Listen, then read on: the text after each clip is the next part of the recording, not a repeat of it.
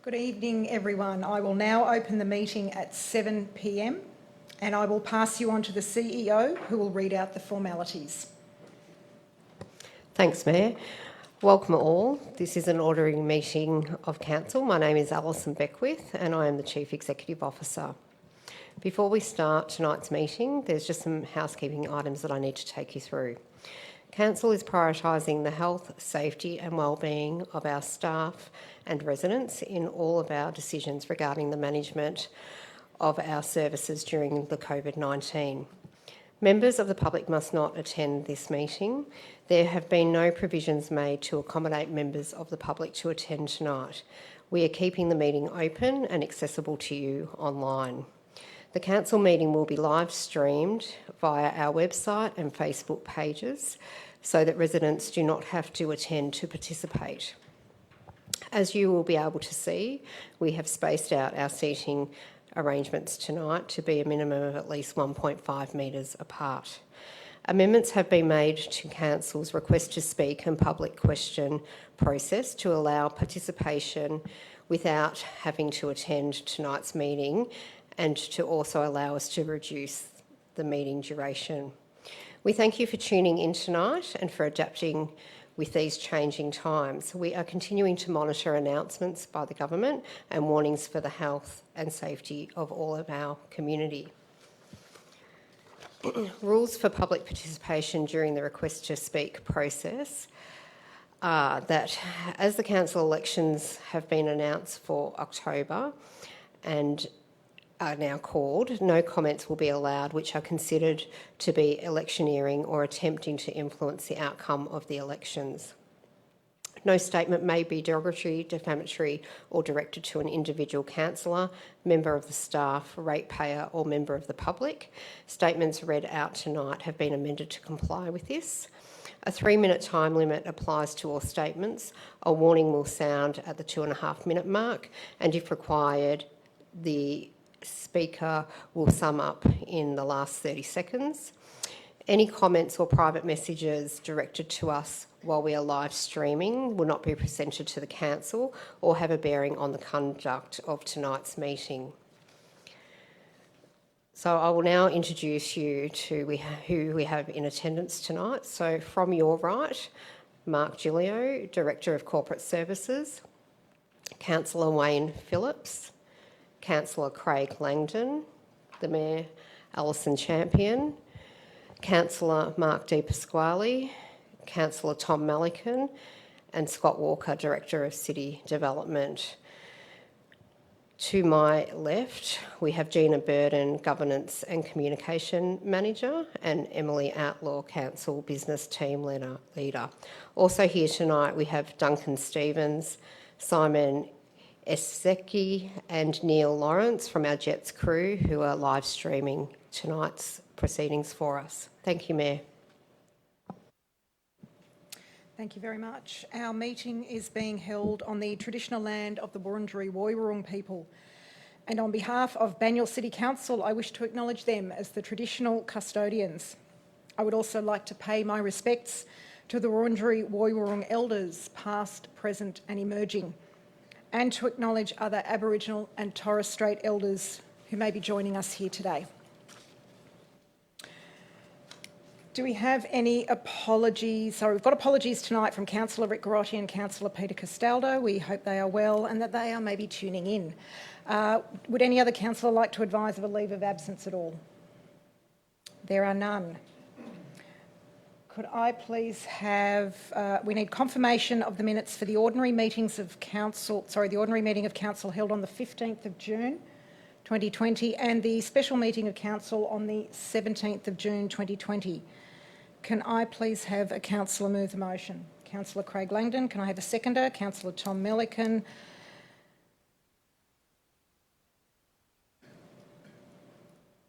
Would either of you like to speak to the item? No? Okay, I now put that in motion. All those in favour? Those against? That is carried. Disclosure of interests. Does any councillor have a disclosure of interest at all, conflict of interest? Yes, thank you, Mayor. My disclosure in 5.4, and I'll be declaring an interest. I negotiated on behalf of council between the two parties, being 7A Curzon Street and the neighbour next door. One of those parties is known to me, so I'm declaring an interest and will leave the room and take no part in the decision. Thank you very much, councillor. Okay. Any urgent business items? All right. Item 2.1, petition for zero rate rise for the 2020/2021 financial year. There are two submitters. They are both for the item. First to be read by CEO Alison Beckwith. Thanks, Mayor. I'm reading this statement on behalf of Amelia Williams from Rosanna, who's for the item. I'm writing to support the call for a zero rate rise by Banyule Council for the year 2020-21. This year has been an exceptional year. We have the COVID pandemic disaster, which we thought was under control, but is now rapidly spreading again. We are in a recession. Many families are hurting. Council needs to support all families in Banyule. Interestingly, I noticed that most of the proposed budget projects are for the McLeod Football Club. Is this really necessary at this time? Whilst I support community sporting clubs and love football myself, perhaps there are other priorities at the moment, such as supporting local businesses so that they can survive. A local football club will survive all this. A recession and a viral pandemic is the worst time to increase rates and to impose more financial stress on families in Banyule. Could Council show some heart and support a zero rate rise for this year? Now is the time for compassion. Thanks, Mayor. Thank you. And the second to be read by the Director of City Development, Scott Walker. Thanks, Mayor. This is on behalf of Kevin Hill from Ivanhoe, and he's speaking for the item. 107 people from across the city of Banyule have signed Bragg's petition asking councillors not to impose their proposed 2% rate increase for 2021 financial year. To collect these signatures during the peak of the COVID-19 lockdown is a significant achievement.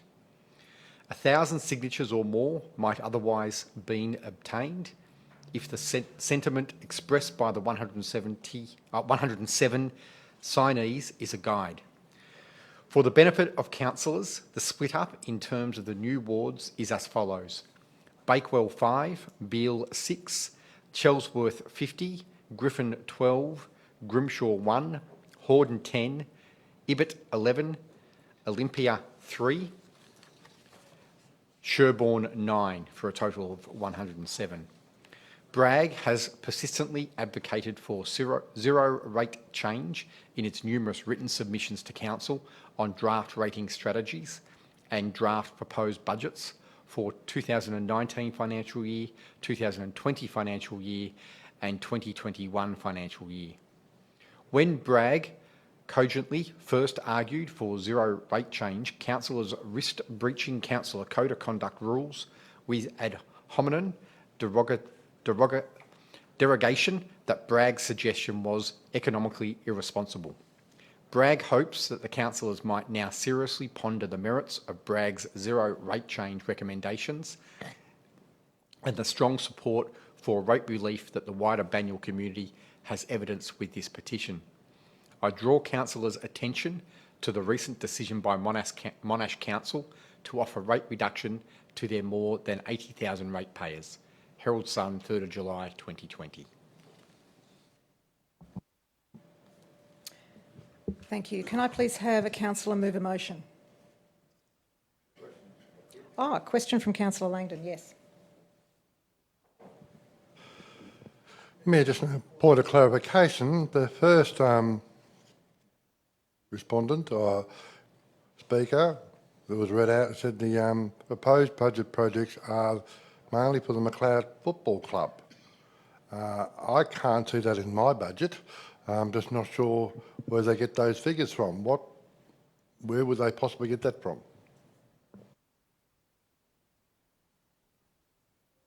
Director Mark Gilio, would you be able to answer that question?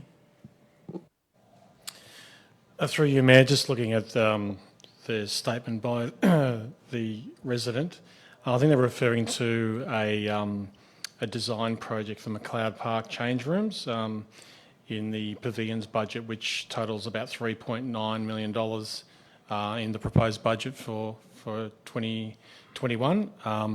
And the McLeod Football Club, or the McLeod Park change rooms design project is for $50,000 out of that $3.9 million. That's the only reference to McLeod Park in the budget. Further clarification, so it's only 50,000 for the design. Through you, Mayor, that is correct. Thank you. Thank you. Can I please have a councillor move a motion? Councillor Tom Milliken, can I please have a seconder? Councillor Craig Langdon. Councillor Tom, as the mover, would you like to speak to the item? Yes, I'd like to thank the petitioners for their input tonight. It is something we considered at length and discussed for a long period of time. But we came to the conclusion that this coronavirus is having a very wide impact on Banyule, but it's having a disproportionate impact on some, and other people aren't impacted at all. And that's why this council, I think, has made the wise decision to offer $500 off the rates for the people most impacted by this virus. I think that is an excellent outcome, and I think it really benefits the people who are impacted. People that aren't as impacted can apply for a $100 rebate, and people that are experiencing some difficulty can apply to have their payments deferred with no interest penalty. This will enable council to issue a whole range of support packages for local businesses, sporting clubs, community groups, to benefit the people that are most impacted. And I think that's a logical thing to do. I can understand how a zero rate rise is very, very popular, and in an election year that would be the popular thing to do, but I don't think it's the right thing to do. I think we need to benefit the people impacted the most. I think we need to maintain our services. We need to maintain projects so that we can provide local employment for people, and that's what this council will do. But at the same time, we are going to defer completely $500 off people the most impacted by this virus. And I think that'll make a real difference to those people. But not only to individual residents, but also businesses in the same position that are badly impacted can also apply to have $500 reduced from their rates. And if this wasn't a financially secure, well-run council, that would not be possible. But this council will maintain its services, maintain the projects we've committed to, but support the most vulnerable and the most needy. And I think that's a great outcome for the city. Thank you, councillor. Councillor Langdon, as the seconder, would you like to speak to the item? Thank you, Mayor. Look, I totally endorse what Councillor Milliken said. A zero rate increase for the average ratepayer would be about $80 if I work out my sums off the rate bill. 40, it's even worse. $40 off the rate bill, and we're offering a package of up to 500. I think that sums it up. Those that are really suffering will get up to 500 or 500 instead of everybody getting $40. Now, a lot of people have spoken to me about the things they're doing quite well. Some people are both partners are working. Some from home, some still travelling to work, but working. They've said to me, we'd rather make sure those who are really suffering getting the financial assistance. Same with businesses, and there's another package further on in tonight's paper about a package for businesses. We are trying to make sure the economy stays stimulated and all the businesses in Banyule keep working as much as they can.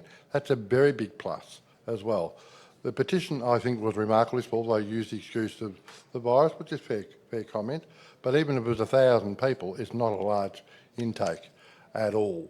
And I still think it's financially irresponsible.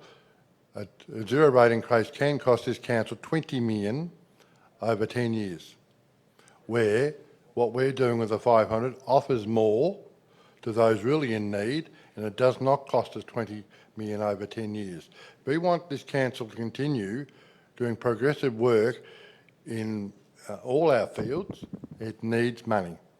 And I notice the second speaker has been advocating for this council to put aside up to $17 million in case there's a call on our pension funds.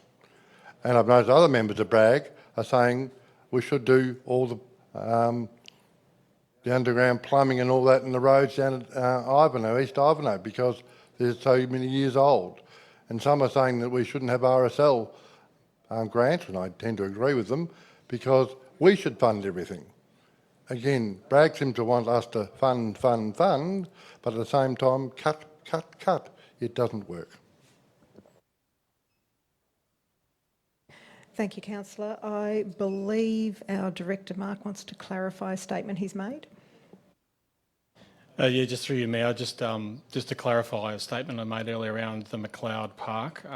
There's also De Winton Reserve Oval resurface full renovation into the $1.2 million, which I believe is part of the McLeod Football Club as well. So just wanted to clarify that. 1.2 for the oval resurfacing. Thank you for that. Would any other councillor like to speak to the item? Councillor Mark.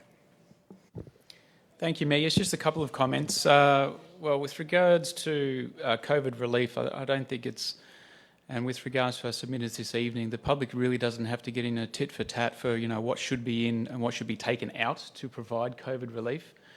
The plans that we have had for this year's budget and also next year's budget are going to be going ahead.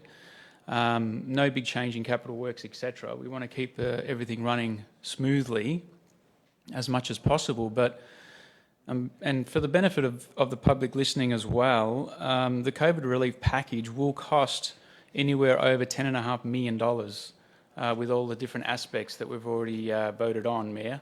For example, the deferral of rates for at least 18 months for those who are subjected to hardship, the $500 rate waiver for those who are in hardship also. This council has actually taken on the special rate charge schemes for all our shopping centres, okay, so that reactivation continues off the back of the funds which are normally 50-50. Council is going to be footing that bill as well. Our pools, our recreation facilities, they're taking a hit as well, so we're helping in those areas too. Mayor, this will be a 10.5 million plus bill. So just by doing a zero rate rise is not going to fix it. Comparing us to other councils is not going to help the situation. In the next 6 to 12 months, when we see the wash up of this COVID situation that we're going through, we will see for our community that we have put in more than any other council. And I would like to see the figures, and I'll be looking for the figures in the wash up, and we will see that have done more, and will have supported our community more, and they'll be thankful for that. So thank you, Mayor, but continue to keep the information coming in to help us with those decisions. Thank you, Mayor. Helps if I turn that on. Thank you, Councillor. Would any other councillor like to speak to the item? Okay. Councillor Tom, would you like a right of reply? Okay. I'm now putting that in motion. All those in favour? All those against? That is carried. Item 3.1, Draft Social Enterprise Strategy for Public Exhibition. There is one submitter for this, and the submitter is for the item, and their submission will be read out by the Director of Corporate Services, Mark Giglio. Yeah, thank you, Mayor. This is from Amelia Williams of Rosanna, who's speaking for the item. I'm writing to support the Council's draft social enterprise strategy to be placed on public exhibition for community input. The consultation period needs to be extensive, not the usual 4 weeks and then approval by Council. In fact, it's such an important strategy that no less than 3-month consultation period is warranted. Council should not be seen as rushing this through to achieve a political objective prior to an election. The draft strategy lacks any financial information which is significant which is a significant weakness. Funding status such as refer to future budgets or existing resource/budget will not instill confidence in the community that the ratepayer funds will be spent efficiently and resourcefully in this strategy. Accurate dollar figures will. I'm sure Council's Finance Department has been involved in the development of this strategy. Most importantly, in this time when local businesses are struggling, Council needs also to be aware of local small businesses that have been locked down with staff on JobKeeper and provide adequate support that they may survive. In normal times, not in a 1 in 100 year pandemic causing recession and hardship for local businesses, should Council not be supporting existing traders with limited council funds. Rosanna and McLeod businesses are struggling to survive, as are many other manual businesses. I understand that many of the local shopkeepers say that increasing rates and charges will be the final nail for them. Council also needs to be transparent in the strategy of which businesses are being supported. How much ratepayer funds are going to each of the businesses? This information needs to go into the draft strategy for the community to make informed decisions. All businesses should be supported by Council. Also, is there an end date envisaged when the social enterprise business will stand on its own? A better strategy would be to integrate this program into assisting local small businesses. Disadvantaged residents could be supported to work in local small businesses rather than competing against them in a social enterprise popped up with a council subsidy. This project, as it sits, currently would appear to be working against the very successful local shopping centre marketing program. Thank you. Thank you, Director. Can I please have a councillor move the motion? Councillor Craig Langdon. Can I please have a seconder? Councillor Tom Melican. Councillor Langdon is the mover. Would you like to speak to the item? Look, more than pleased to move the endorsement of this, the draft strategy, plan for public exhibition. It's what it is. We'll get the feedback and we'll work out from that. I certainly know we're not trying to be in competition with local businesses. We're trying to complement them as much as we can. And if we can do a social enterprise arrangement that also leads to local businesses, not just in the shopping strips, but in the West Heidelberg Business Park, I'd be more than pleased. Thank you, Councillor. Councillor Tom is the seconder. Would you like to speak to the item? Yeah, just a few comments here. You'd expect that these social enterprises would stand alone on their own 2 feet after a short period of time. And the concept is to enable training opportunities for people that may have barriers for employment, and these will give them those opportunities for a wide range of people to have opportunities. We're working with many charitable organisations and assisting them, and I think this is a positive thing. How much money will be allocated, how long the process is yet to be decided, but I think this is a good positive step forward. Looking forward to the public submissions that come back. This is a draft going out, but I think this is a real success story, and I think one of the things the city can be proud of, the fact that we have participated, we've put our money in, and not only has it benefited the people that are employed or get these opportunities, it's actually benefited the core of our work, of our employees, who really get enjoyment, satisfaction out of coming to work, knowing that what they do day to day helps other people. And I think that's a good thing. So I'll support this going out. Looking forward to the submissions coming back. But I think this is a highlight, not a negative. Thank you, Councillor. Would any other councillor like to speak to the item? Councillor Mark. Mayor, just a comment, just to pick up what the submitter actually mentioned this evening, being a 1 in 100 year pandemic, I believe that was what was actually stated. This pandemic has actually been caused by a coronavirus, which means we have many coronaviruses around all the time. If we look over the history of the last 10 years, we have other coronaviruses affecting different parts of the world, such as Hong Kong flu, SARS, etc. I'm sorry, but this is not necessarily a 1 in 100 years thing. This is going to be probably a common thing unless we can't manage it better. So better than we actually are at the moment, and be prepared. So if decisions are being made on 1 in 100 years, they're going to be different decisions than if they're being made and we're actually vigilant of a coronavirus happening every year. Thank you, Mayor. Thank you, Councillor. Would any other councillor like to speak to the item? Okay. Councillor Craig, as the mover, would you like a right of reply? Okay, I now put that in motion. All those in favour? All those against? And that is carried.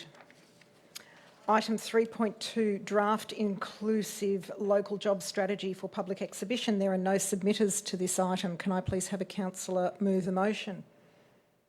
Councillor Craig Langdon, can I please have a seconder?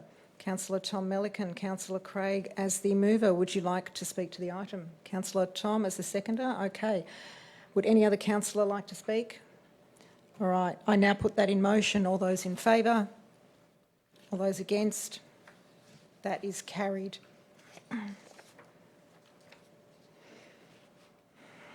Item 5.1, Planning Scheme Amendment C117 and C119 to make additions to the Significant Tree and Vegetation Register ES04. There are two submitters to this item. One is for and one is against. The prepared statements will be read out by the Director of Corporate Services, Mark Gilio, and the CEO, Alison Beckwith.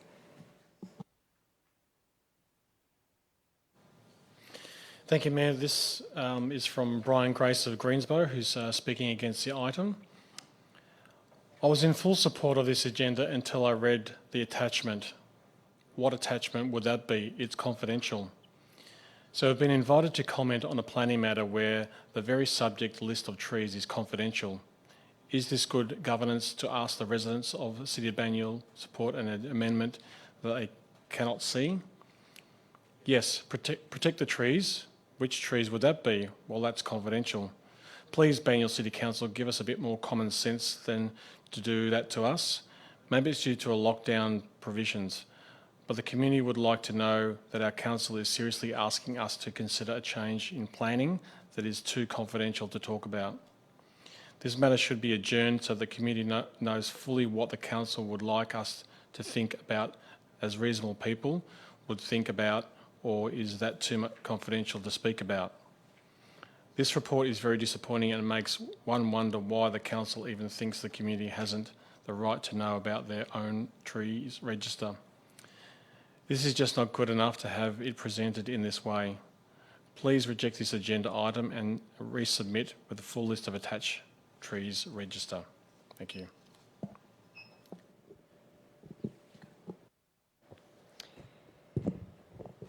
This statement's being read on behalf of Michelle Jovis from Heidelberg for the report. So thank you. My name is Michelle Jarvis and I'm speaking on behalf of the Friends of Banyule in my capacity as President. I am very pleased that Council will be adding an additional 96 trees or tree groups to the Significant Tree Register ES04 via these planning scheme amendments. I would assume that many of these trees are to be included on the list as a result of councillor officer, individual and community group nomination because of their age, type, rarity, size, history, beauty and cultural significance. Banyule is blessed to have so many wonderful trees remaining, but we do need to act and save for future generations what we have left. This is a wonderful step in the right direction to protect these significant trees and tree groups, which enhance the livability and beauty of Banyule, as well as, in many cases, provide habitat and biodiversity. These trees, which I assume are both Indigenous and non-Indigenous or natives, will add significantly to our history and heritage. This addition of 96 trees to the tree register is outstanding, as well as providing a signal to all, including would-be developers, that Banyule City Council and its residents values its trees and will work hard to protect them. Despite this list being necessarily confidential to protect the trees from possible hasty requests for removal or damage, Friends of Banyule and myself personally support this planning scheme amendment wholeheartedly. Thank you. Thank you very much. Councillor Wayne Phillips, you have a question? Thank you, Mayor. A question of the Director. The first question is in reference to comments made by one of the submitters, and that is, why is this being considered in camera and not in the open public?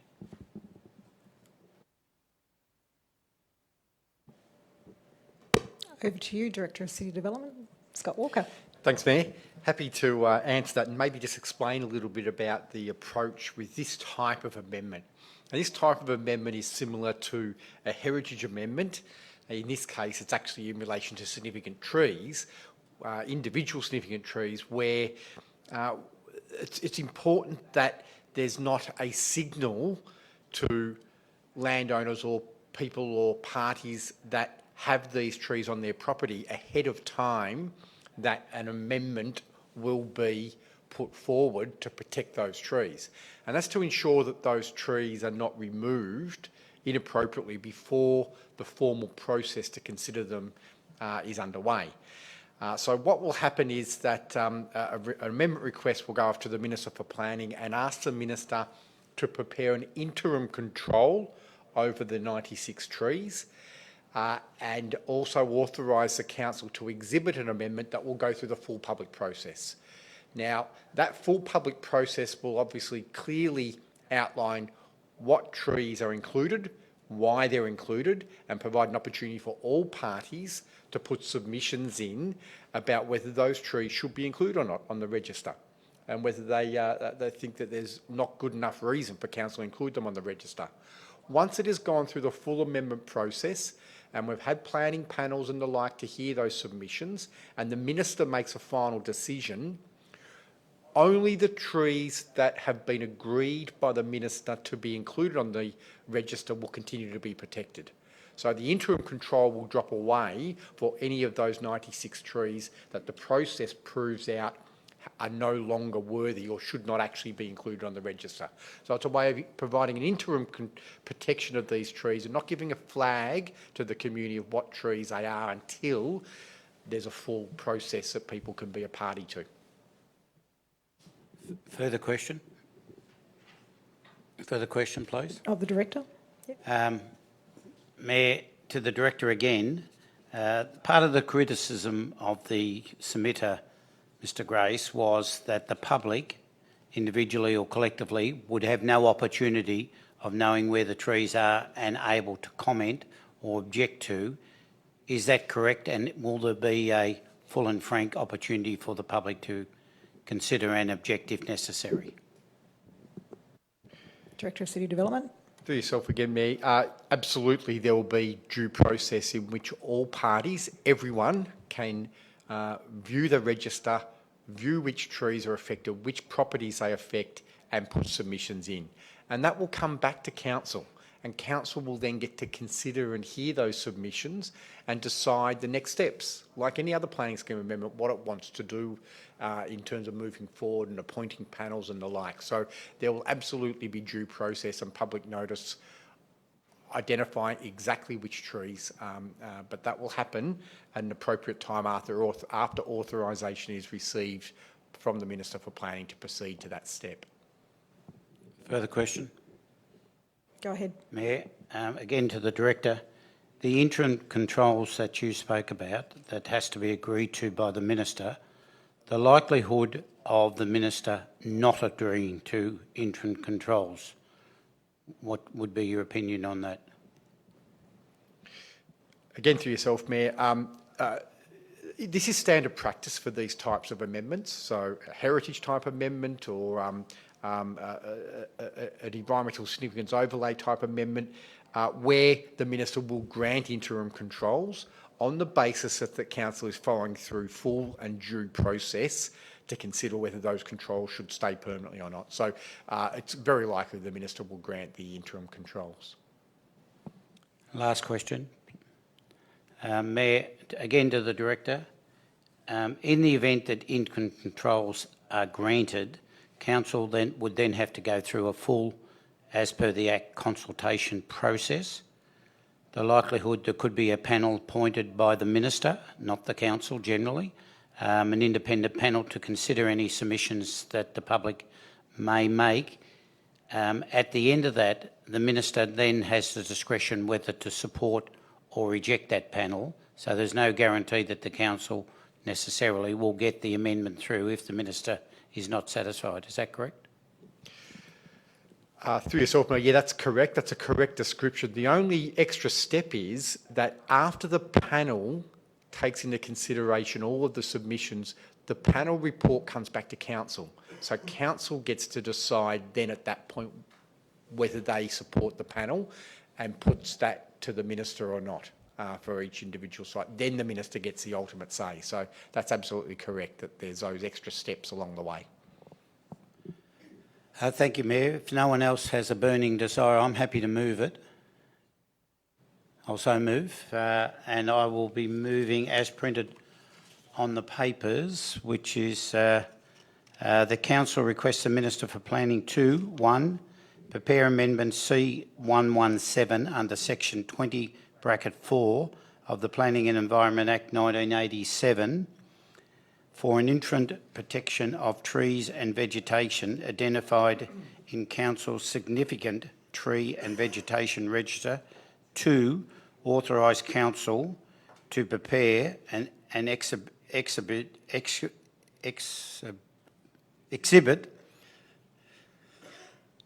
lack of education, an exhibit Amendment C119 under Section 19(1) of the Planning and Environment Act 1987 to apply the provisions of the ES04 on a permanent basis and remove the interim status introduced through C117 for the affected properties. I'll so move.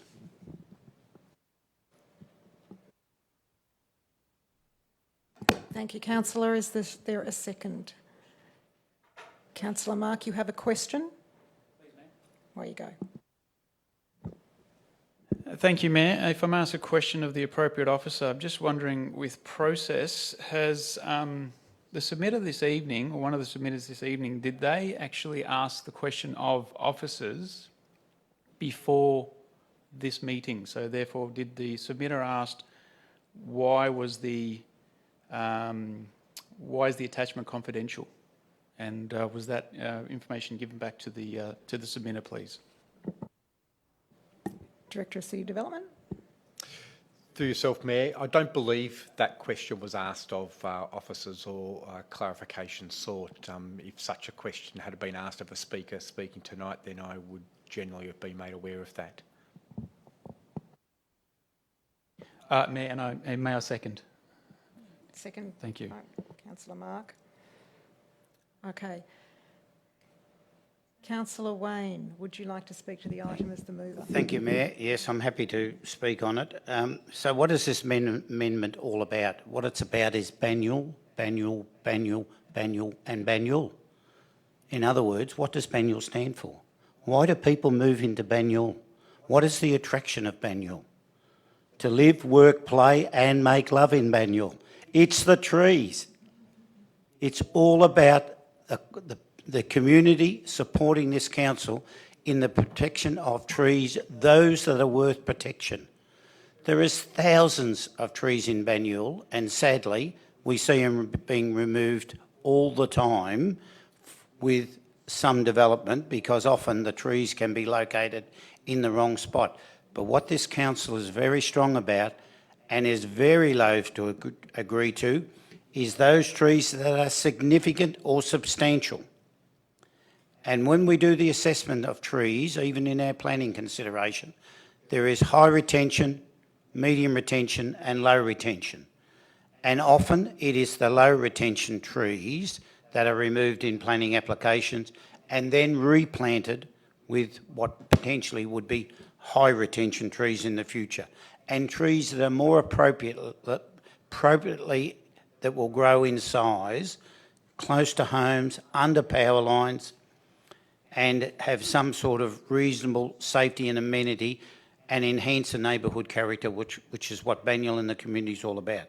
So this is the reason it's being done in camera, as been explained by the Director, is because there is some people out there in Banyule, sadly, that will take advantage if they think their tree, which may be significant, may stop them from building that extra unit on their site if it's considered, will go out there tomorrow and chainsaw that tree down before this council has an opportunity to protect it. Now, it's not only native trees, it's some exotic trees as well. So we do it in camera to establish an interim control, so if they do decide to do that with an interim control, they can be held liable such that they can be taken to the magistrate's court and fined substantially and made to replace that tree in exactly the same spot that might have been chopped down. Sure, we'll lose the height of that tree, but we'll eventually get one growing back here again. That's why the interim control is. This is not about denying the community an opportunity to object. That's not what this council stands for. It's about being smart in trying to save the trees. And it is standard practice not only that Banyule does, but all municipalities does. And a simple question, as Councillor Di Pasquale indicated, would be to ring up and say, why are you doing this? And when do I get an opportunity to comment? Mr Grace would have known. But no, Mr Grace, who is representing a large swag of the community and finishing up, having trouble seeing the clock, but I heard the buzzer, jumped the gun and it's turned out to be wanting. We are not trying to gag the public. We want the public to comment. Thank you. Thank you, Councillor. Councillor Mark, as the seconder, would you like to speak to the item? Mayor, yes, if possible. I'd just like to make a couple of comments on our process to help us councillors make appropriate decisions in situations like this. The reason why I say that is because this is something that is essential. Such an amendment, I think, is essential to protect the high quality, significant trees in our municipality. But I'm left wanting with regards to the process by our submitter this evening because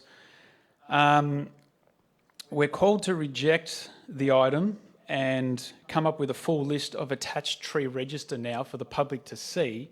Yet we've discussed now that that's not a good idea because then people can know what tree may go on this register and then take action to actually cut it down. So without the process through the week of our submitter asking the question, coming to us personally, etc., finding out the real story, I'm left in a position now where this hasn't actually, it's not helping my decision-making process. It's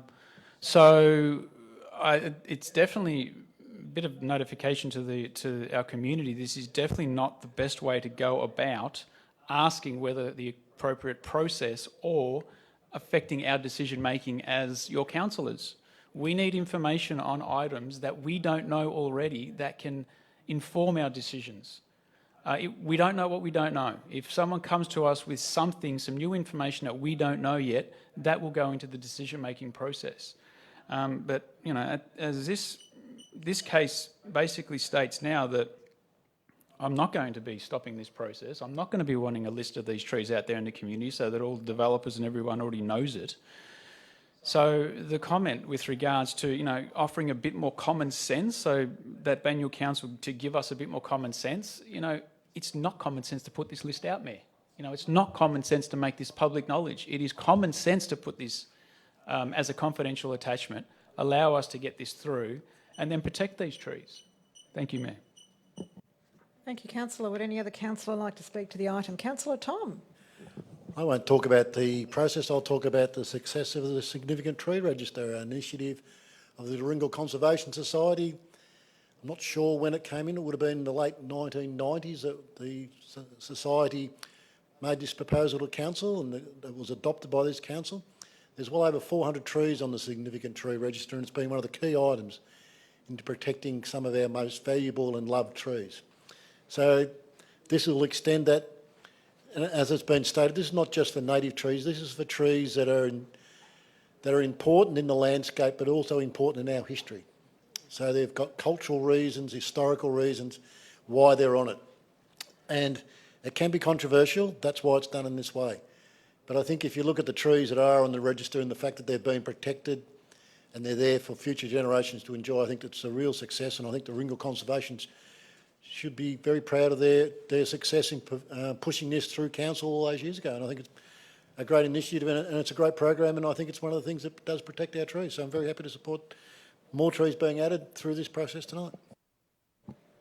Thank you, Councillor. Would any other councillor like to speak to the item? No? Okay. Councillor Wayne, as the mover, would you like a right of reply? No? Okay, I'll now put that in motion. All those in favour? And all those against? That is carried. Item 5.2, 101 Burgundy Street, Heidelberg. Alternative outcome for mixed-use development P82019. There are 6 submitters to this item. The prepared statements will now be read out by the Director of Corporate Services, Mark Gillieu, and the CEO, Alison Beckwith. Thank you, Mayor. I'm speaking on behalf of Peter Miller of Heidelberg, who's speaking against the item tonight. Thank you for this opportunity to address the Council regarding this matter. I did submit an objection to the initial proposal. I was not able to attend the VCAT hearing as I received a notification after the closing date. I was away from my residence due to the COVID-19 restrictions. The main issue I would like Council to consider is the height of the building, which is significantly higher than the 25 metres stated in the design and development overlay. Reference is made to other buildings being higher than that stated in the overlay, but this building is significantly higher again. It seems the height of each new development is getting higher.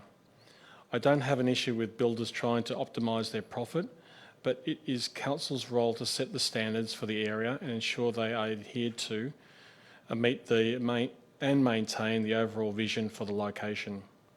People use these standards to make decisions for their future, therefore credibility becomes an issue when they are not followed. The proposed development is not of great architectural design to warrant a deviation from the stated standards. I urge the Council vote down this proposal. Thank you. Thanks, Mayor. This statement's being read out on behalf of Edda Conti from Heidelberg, and she's speaking against the item. I love this area after having moved from Doncaster. We live in the suburbs, not the city, where we have some awesome high-rise developments. This is a suburb where we want to keep and develop our own character.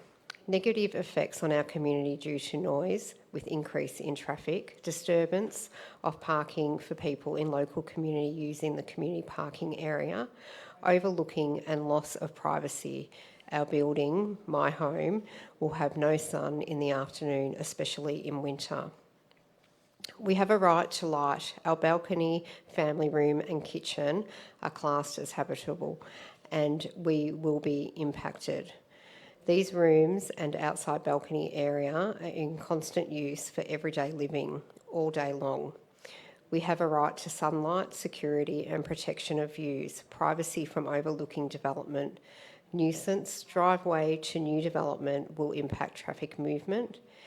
It is too close to intersection, especially during peak hour for school pickup and drop off.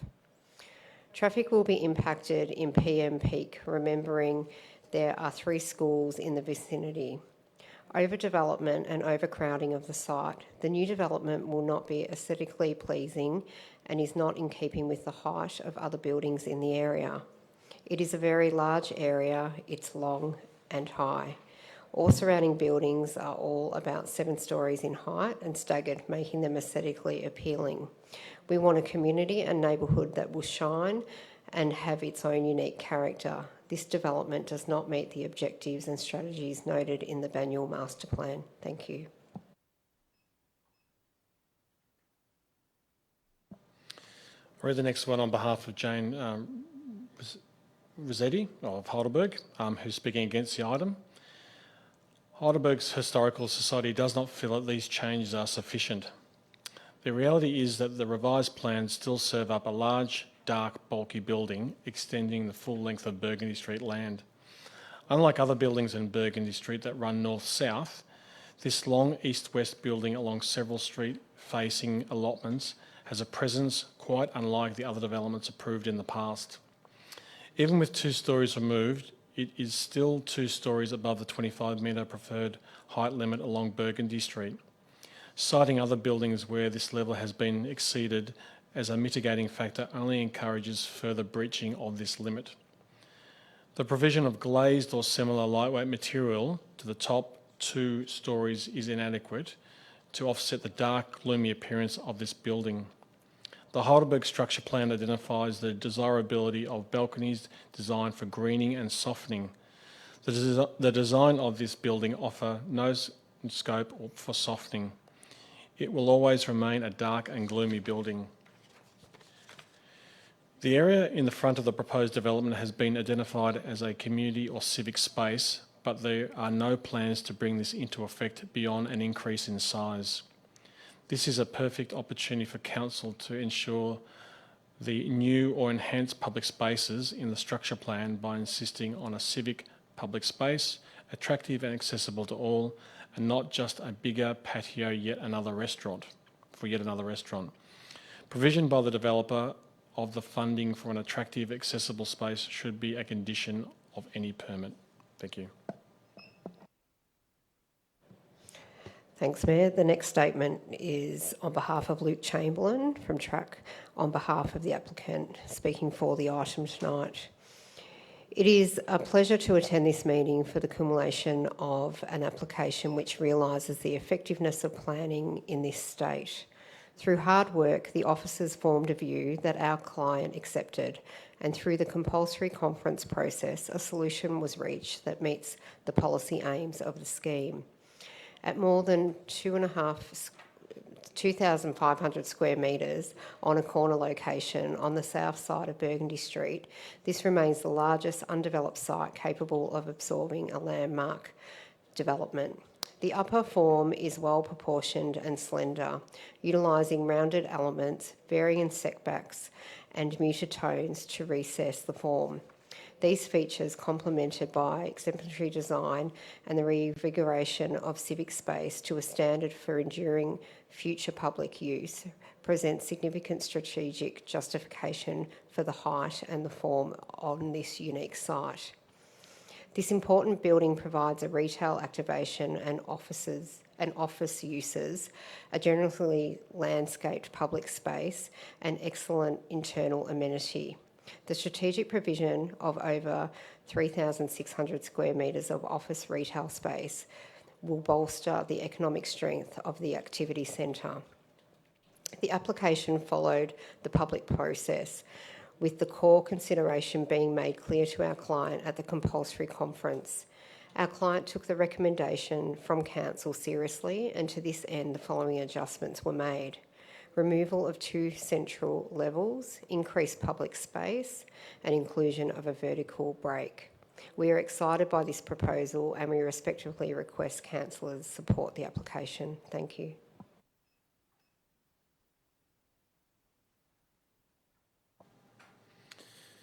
Just reading on behalf of Eugene Cheng Habel, who's representing the applicant and for the item. From the beginning of the design process, the architectural ideas that guided the team's thinking were grounded in 3 primary principles.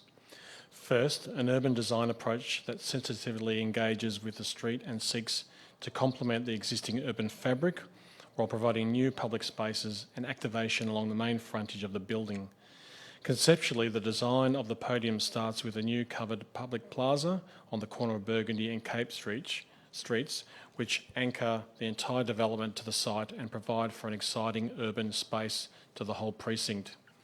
Second, a massing strategy that sought to reduce the perceived mass of the building by reimagining the architecture as a series of smaller buildings that have a subtle individual architectural languages yet have a common design DNA that unites the overall composition as a coherent whole. The delicate rounding of the corners of each component further articulates the composition and enhances the profile of the building to the built environment. Third, the architectural language of the facades look to reference some of the outstanding local Heidelberg examples of Art Deco and Federation-style homes, while providing a modern interpretation appropriate for the size and location of the building. Care was taken to develop a facade approach that balanced transparency and lightness with the need for privacy and protection for the residents. The final design is a result of the complex interaction of these 3 design principles. Thank you. Thanks, Mayor. The next statement is being read on behalf of Michelle Jovis from Heidelberg, who's for the recommendation tonight. Thank you very briefly for the changes that council officers have been able to negotiate. It is a definite improvement, with reduced height by removal of 2 bulky large floors and increased public space foyer in Burgundy Street. However, I still have reservations about the removal of trees from land adjoining the Leo's car park site and wonder if the development might be persuaded to retain the remarkable and beautiful tree located closest to Cape Street, especially as it appears that a 3-metre setback from this boundary has been included in the revised plans. Thank you. Thank you all very much. Can I please have a councillor move a motion? I'm happy to move a motion, Mayor, but I'd just like to ask the officers prior to me doing that question, especially the Director, if I can, Director of Planning. In the submissions, there was a fair bit of concern raised in reference to visual aspect, in reference to design, probably even amenity to a point, and also landscape or vista in reference to them looking out of their balconies. Does the council take any consideration in reference to the design, and ultimately how is the design final outcome derived at? Director Scott? Thanks, Mayor. Yeah, look, that's a very real consideration in an activity centre like Heidelberg. So the Heidelberg Structure Plan sets a series of considerations, and one of those is the bulk, scale and design impact of the building. And the design needs to consider how it works or operates at the ground level, but also how it operates at the adjoining property level, so how it impacts on adjoining and nearby properties and existing buildings and existing residents that are within apartments in nearby buildings in this case, and then how it's also perceived in the longer distance views back to the activity centre and across the valley. So the design has to consider a multitude of different aspects in a location like this, and it's a careful balance when assessing that. And applicants are expected to put forward a submission, which is then evaluated by the officers, ultimately a decision by council. In this case, it's gone off to VCAT for a decision, but VCAT has asked for a compulsory mediation. And there's been a mediation between council and the applicant. The applicant has made some adjustments based on the design feedback that officers have provided, because council did not support the proposal in the first instance. And in response, there's now been a mediated outcome that addresses some of those design shortfalls that have been identified. And one more question before I move, Mayor, if I may. In reference to shadowing of this building to others, being in a commercial zone, is there a consideration within the planning scheme? Generally, it's set by the state government, but within the planning scheme, where this council must consider shadowing and or shade in reference to any affected person that might be abutting or opposite? Thanks, Mayor. Yeah, through the new apartment design standards, consideration of shadowing is a real issue, and there's certain considerations that are put in place. Now, the protection from a shadowing point of view is not probably to the same level that you'd expect in a local townhouse development in a suburban residential street, because it's in the middle of an activity centre, but there certainly is consideration of shadowing impacts under the new design standard approach in the planning scheme. I'm happy to move, Mayor, if you... Thank you very much, councillor. I'd like to move, which is on page 20, the recommendation that council agree to the without prejudice conditions received by council on the 5th of June 2020 in relation to planning permit application P8-2019 for buildings and works to construct an 11-storey mixed-use development containing dwellings, in brackets, with access greater than 2 metres at ground level, close bracket, and retail-commercial spaces, including a variation to an existing easement, bracket, easement of way, close bracket, and reduction in car parking, including but not limited to 1, reduction of buildings height by 2 stories through the deletion of 2 central levels of the building. 2, revised fascia treatments to provide a further vertical break to reduce perceived mass, scale and proportions, including 1 bracket, greater articulation through the variance in materials finishes, and 2 bracket, the inclusion, half bracket, I'm not sure what that's called, but anyway, the inclusion of the additional break or indent to be applied to the Burgundy Street fascia facade.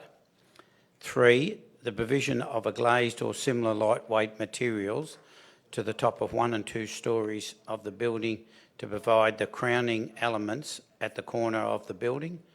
4, revised facade treatment to provide the strengthening of the podium levels along the Cape and Burgundy Street facades so as to anchor the buildings and better respond to the remainder in bracket core of the building, close bracket.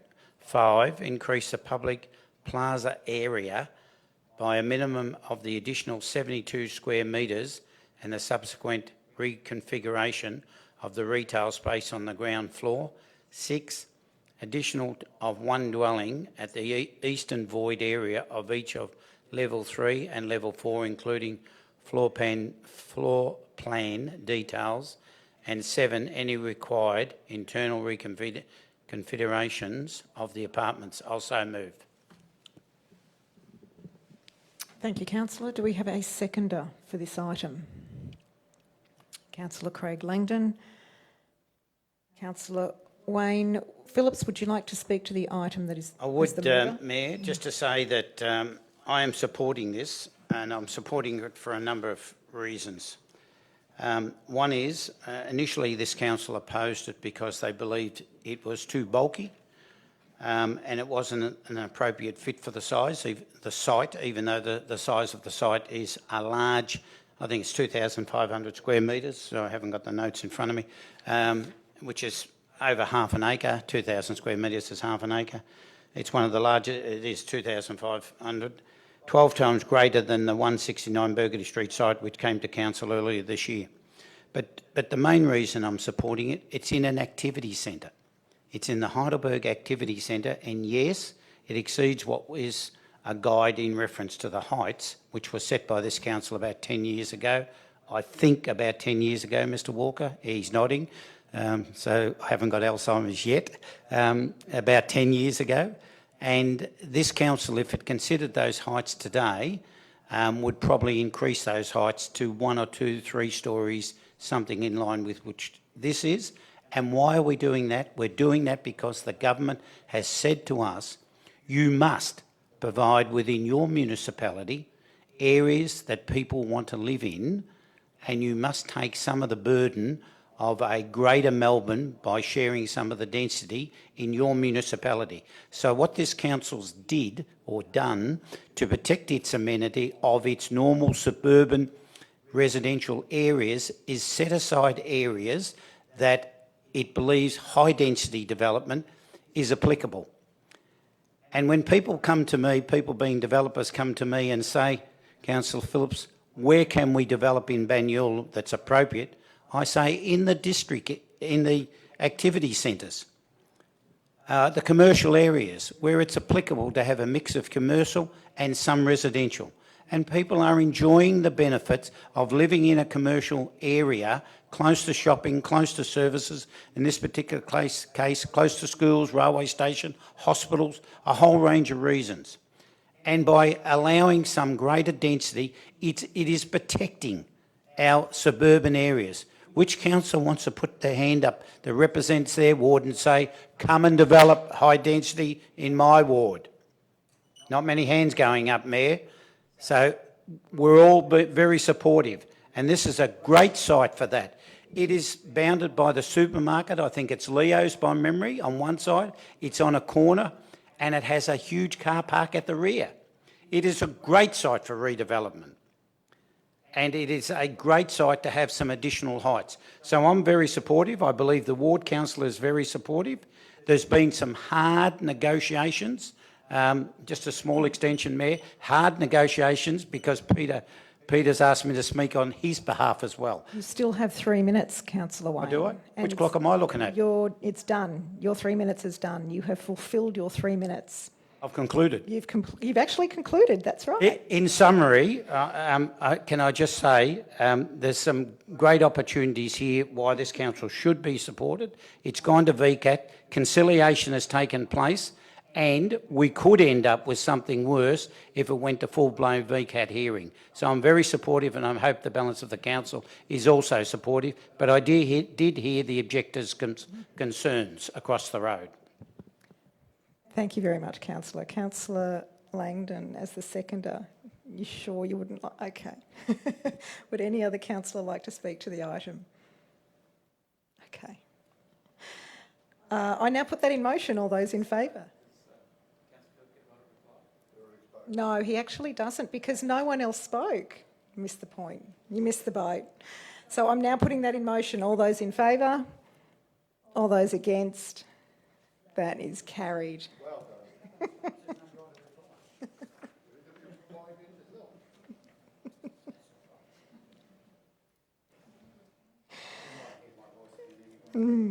Item 5.3, COVID-19 Response Community and Business Support Package 2020 to 2021. There are no submitters to this item.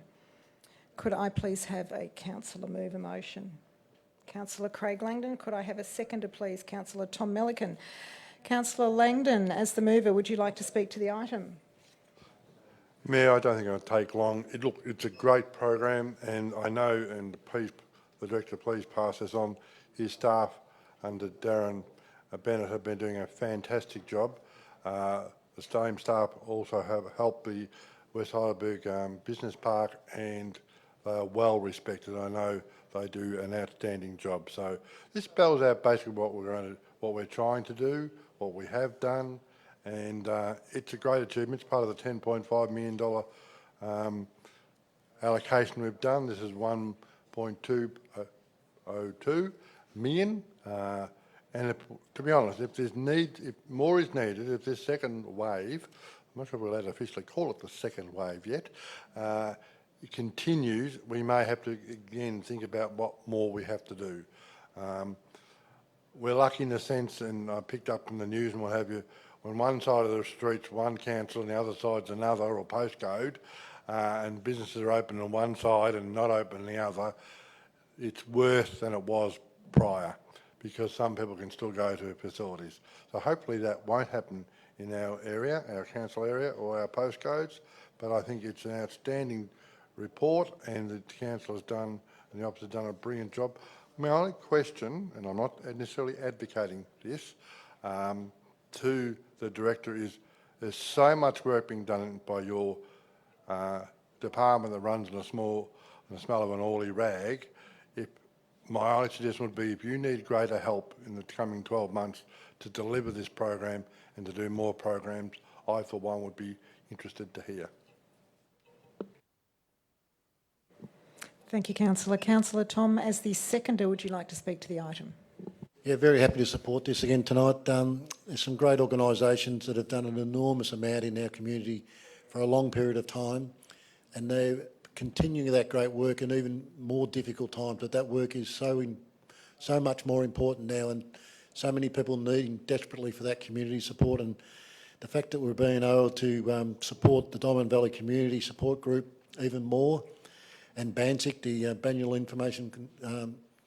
Banyule Citizen Information Centre, is fantastic. That these groups are getting funding to continue that work, but also there's grants here for business training, grants there for residents. There's a huge amount in this package, and it's all about making sure that community groups can continue, make sure our businesses can continue, and make sure that all the community groups can continue to do their work. And if you go, the number of things we are doing here is quite remarkable, but they're all designed around making sure our community is protected and those vital services continue. So this is a great package, and I'd echo the sentiments of my fellow councillor. This is a real credit to the staff who have developed this, and with this, the full support of this council. I think since the COVID crisis has struck, it's galvanised this council together. We have been united as one to make some very, very important and difficult decisions. But as a council, we are united because we realise the importance of this to our community, and I'm very happy to support this tonight. Thank you, councillor. Would any other councillor like to speak to the item? Councillor Mark. Thank you, Mayor. Yes, well, as we mentioned earlier in the meeting, this is the type of support that we are talking about, and we're talking about business support. So not only do we are supporting our residents in this time of COVID-19, but also we've really put our heads together and thought about, and staff have been the guiding forces behind the decisions being made tonight with regards to business support. Upwards of $10.5 million. We've got support for improving areas in statutory planning, such as all the small sort of permit applications, get them through a lot more quickly. That's $150,000. Business officer appointed for 12 months for new startup businesses, $150,000. A business investment fund to assist individual enterprises through an application process, $200,000. The business support grant package, $520,000. The Rediscover Local Initiative, the community grants program, $363,000, and there's more and more. Diamond Valley Community Support, BANSIC, business support grants, coaching grants, continuity planning grants. Mayor, I run a business in the Shire of Whittlesea, and I was looking on Whittlesea Council's Shire website to see whether there was any support, business support for my family business. And the only thing that was available or is available there, as far as I could see, was support for grants from the state government. And here we are, footing the bill in the order of $10.5 million going ahead. This is the type of thing we're talking about with regards to supporting business, the local community, those who are struggling, but also those who want to get forward. And as we come out of COVID in the months ahead, those who will be activating, those who will be creating jobs, those will be getting us back to what we are known for and why people live in our municipality. Thank you, Mayor. Thank you, councillor. Would any other councillor like to speak to the item?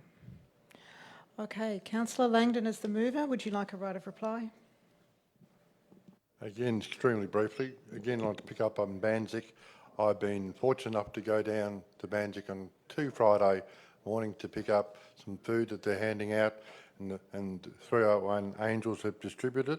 I actually delivered 11 parcels around the city of Heidelberg of eggs and everything else from BANSIC, so they're doing a great job through other agencies also getting it out. And picking up what Councillor Di Pasquale said, this is another example of how we are targeting what we are doing, not just a blanket response. A blanket response would not do this. I cannot emphasise that enough. Thank you. Thank you, councillor. I now put that in motion. All those in favour? All those against? That is carried. Item 5.4, the land at the rear of 7A Curzon Street, Ivanhoe, proposed sale of land. Councillor Wayne Phillips, earlier this evening you declared a conflict of interest. Please restate the nature of this conflict of interest. Thank you, Mayor. I'd like to declare an interest and therefore not take any part in the decision making of this application, as I negotiated between both this applicant, this person and the neighbour to try and resolve a dispute in reference to this piece of land, and one of the parties is more known to me, so therefore on the basis of being seen to be favouring one or the other, I will declare an interest and vacate the room, not take part in the decision. Thank you. Thank you, councillor. If you could please leave the room now before we go ahead.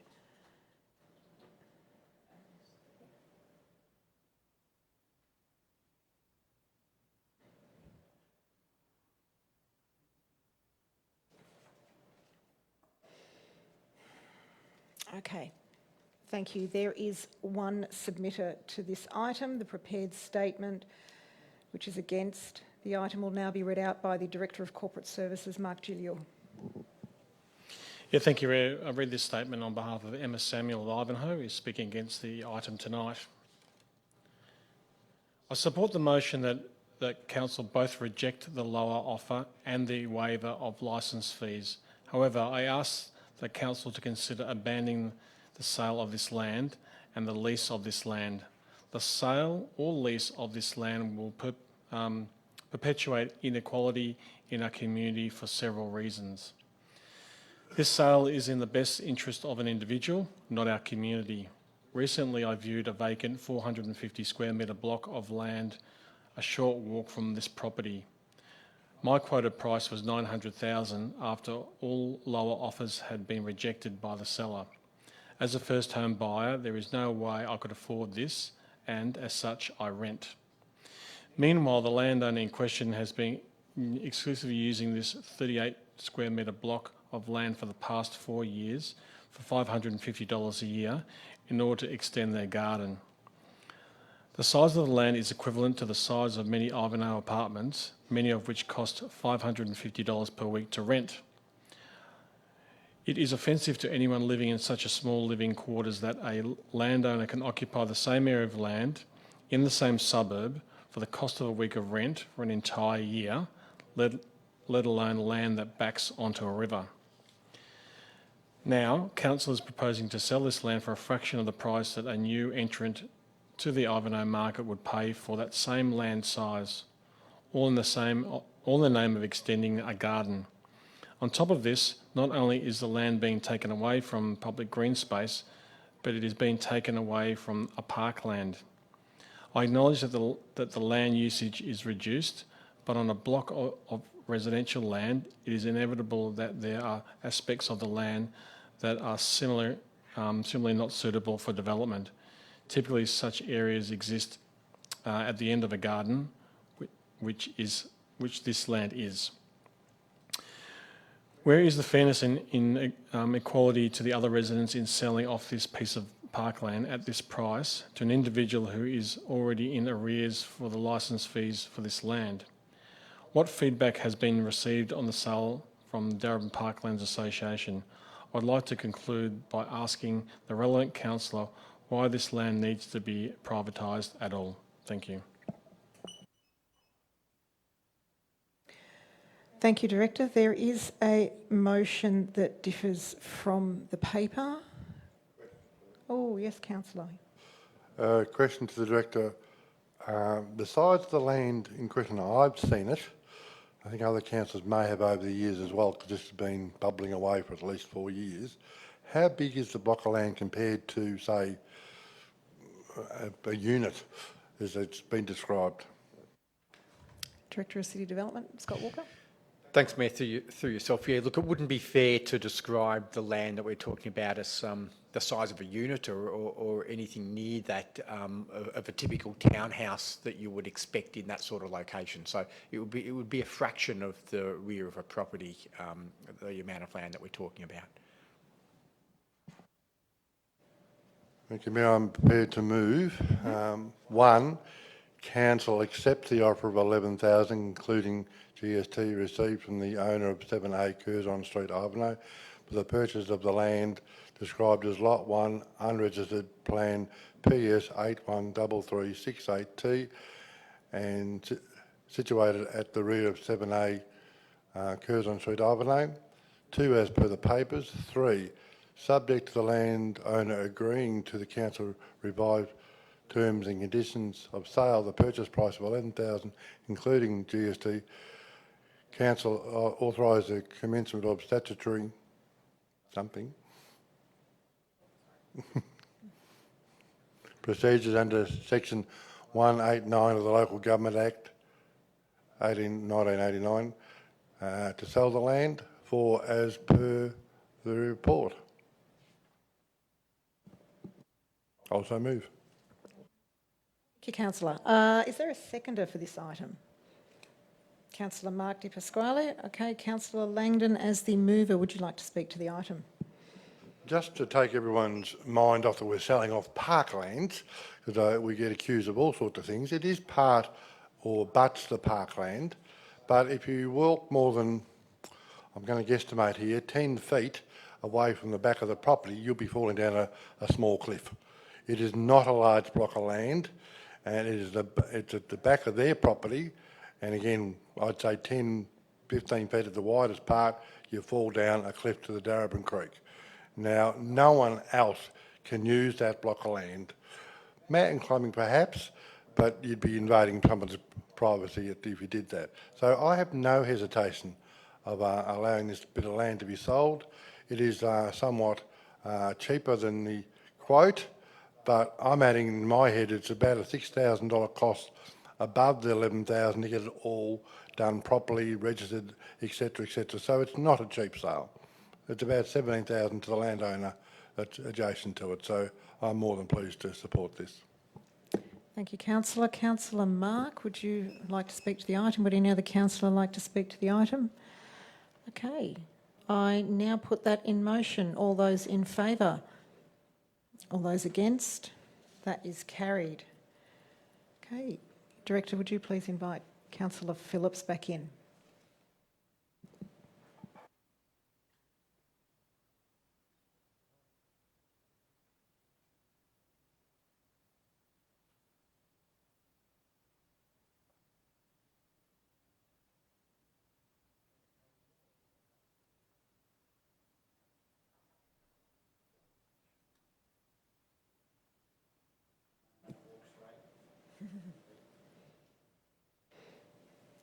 Thank you.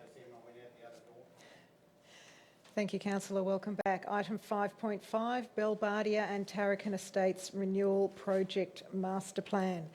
There are 3 submitters for this item, all against. The prepared statements will now be read out by the CEO, Alison Beckwith, and the Director of Corporate Services, Mark Gilliel. Thanks, Mayor. This statement's on behalf of Megan Burke from Rosanna against the recommendation tonight. More support is needed for the vulnerable communities in the Belbardia area. Thank you.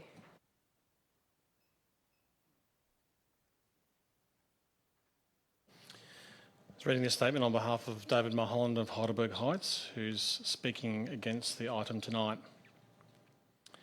David Mulholland speaking on behalf of Banyule Ratepayers Action Group. Since 2017, I have been lobbying against the Belbardia and Tarracan estate projects. Banyule Council was the only council across metropolitan Melbourne that did not oppose these overdevelopments. This support of the project has not brought additional schools, police stations or other vital infrastructure which will be required as a result of this project. It will increase Heidelberg's West population by 10% and is all about propping up the state budget rather than outcomes for people living there. Bragg fully supports a sensible redevelopment of social housing on these estates. However, this is a major private development masquerading as a social housing project and should be judged on that basis. Only a little over 10% of the site is social housing. It looks shocking. The entrance of Banyule on Bell Street and the view of the 10-storey high-rise from Oriel will be abhorrent. Given the shutdown of the Housing Commission buildings in Melbourne due to COVID-19 this weekend by the state government, there is no way council should be approving 4 by 10-storey high-rises on Bell Street in Heidelberg West. The High-Rise Housing Commission experiment has failed because having people housed in small apartments with no balconies, little fresh air or sunlight, and so close together is inherently unhealthy and with COVID-19, possibly deadly. It would be better to have medium density townhouse style accommodation for public housing purposes. I spoke against Council's acquisition of 4 properties near Belbardia 35 and 37 Bardia Street, 158 and 160 Liberty Parade. Council is sitting on a $3.5 million asset, which would have been multiplied since planning zone changes on these properties so council can build up to a height matching the abutting Belbardia estate. Council might even be talking about that opportunity in item 11.1, strategic property development opportunity, but we can't know because it is deemed confidential. Under the proposed transparency policy, council must clearly identify the subject of the confidential item. Why not in this case? It's clear that this council has lost its common sense when it comes to the management of development in 3081. It's quite clear that this advocacy has failed using mechanisms such as the Heidelberg West Consultative Committee for this project. This will be the biggest private development in Banyule, and just like its advocacy on the North East Link, council have not been willing to advocate aggressively enough to get any political outcome from the state government. Thank you. Thanks, Mayor. This statement's being read out on behalf of Rosamond Krivenek from Heidelberg West, speaking against the item tonight. I do not support Council's position in response to DHHS's master plan for the Belbardia estate, where Council prefers or entertains 5-storey housing development. The creek environment is the least appropriate for the high density development. A 5-storey block would create a visual barrier and discourage access to and enjoyment of the creek's natural assets. The DHHS plan shows more sensitivity in this regard. Council should actively advocate for the highest standard of energy sustainability and water use in the design and construction of both estates. Thank you. Thank you very much. There is a motion that differs from the paper.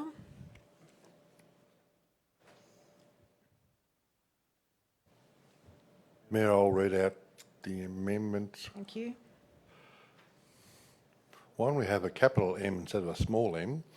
I think that was a little typo. One, or A, no, sorry, there's an A, supports the quantity of social housing proposed, which will be greater than the 10% advocated by the state government, as well as a mixed social private housing on each site to avoid a dominance and concentration of social housing in any one site. I think that makes sense. 2 becomes B and 3 becomes C. And there's a new 2. Right to the Minister for Planning seeks immediate approval of Amendment C20, Postcode 301 Urban Design Framework to guide appropriate development outcomes in the Postcode 301 area. The majority of 301 area, not the entire area. Sorry, that was a bit of ad-libbing. My apologies. Okay. And that is moved. So moved by yourself? Yes. Yeah. Could I please have a seconder for the item? Councillor Wayne Phillips. Councillor Langdon, as the mover, would you like to speak to the item? Certainly, Mayor. I just do want to take some of the residents' contributions and want to correct a few things. When David Mulholland first mentioned Belbardia Unit 30, block number 35, 37, 158, 160, he actually thought the council was selling the land. We corrected him and said the word in the report was acquire. So he first advocated to council that we should not sell the land. He has since advocated we should not buy it. So I want to clarify that. A question I will, and the other thing I will raise, I should have asked the question of the director, we are not matching the height. I think our planning permit or application is for 5 levels. Director may want to indicate that at some stage. He's nodding yes, so I'll say yes. Picking up the other points from the other speaker, look, there are some valid points there.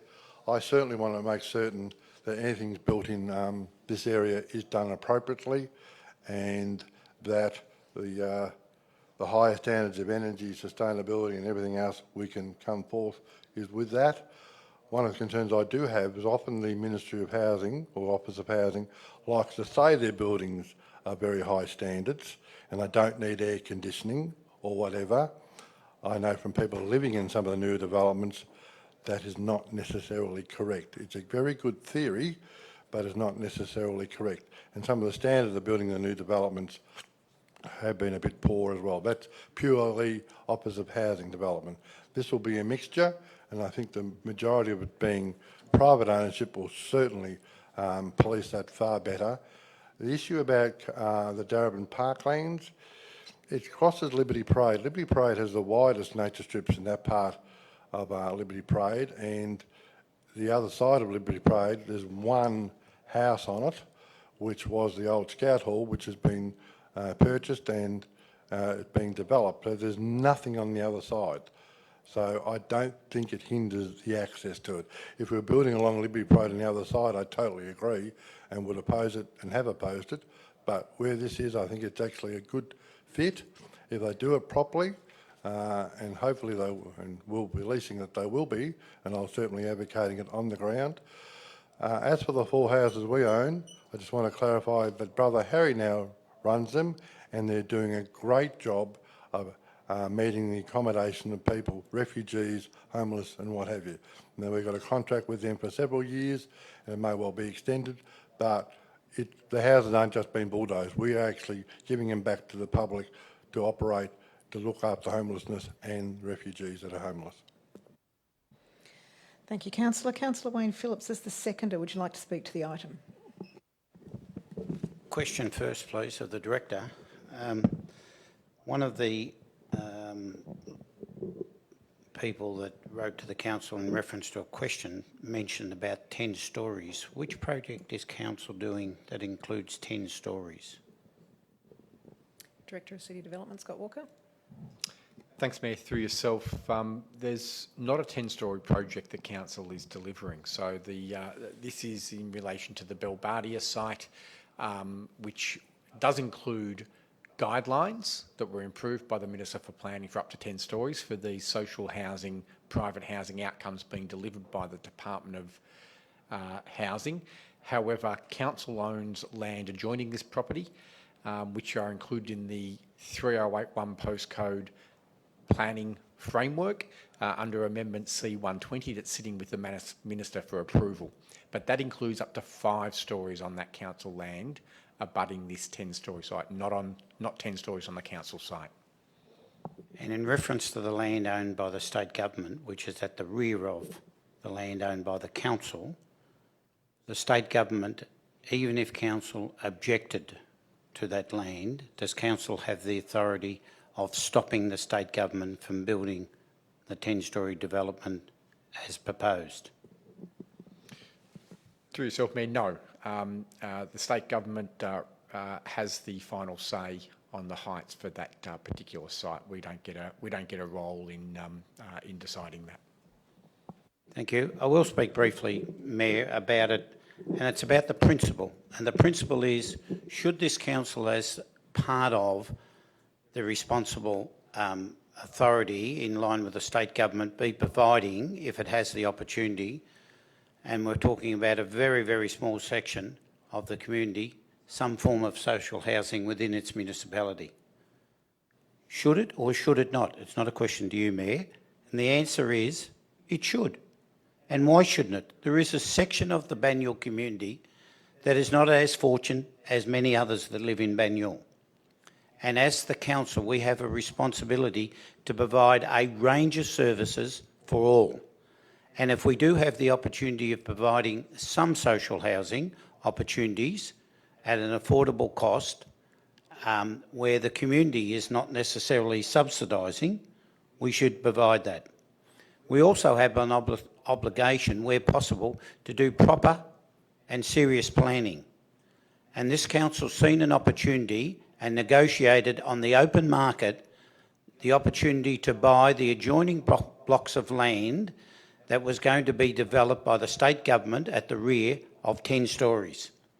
But it determined to build not 10 stories, but it determined to build something of a much lesser density.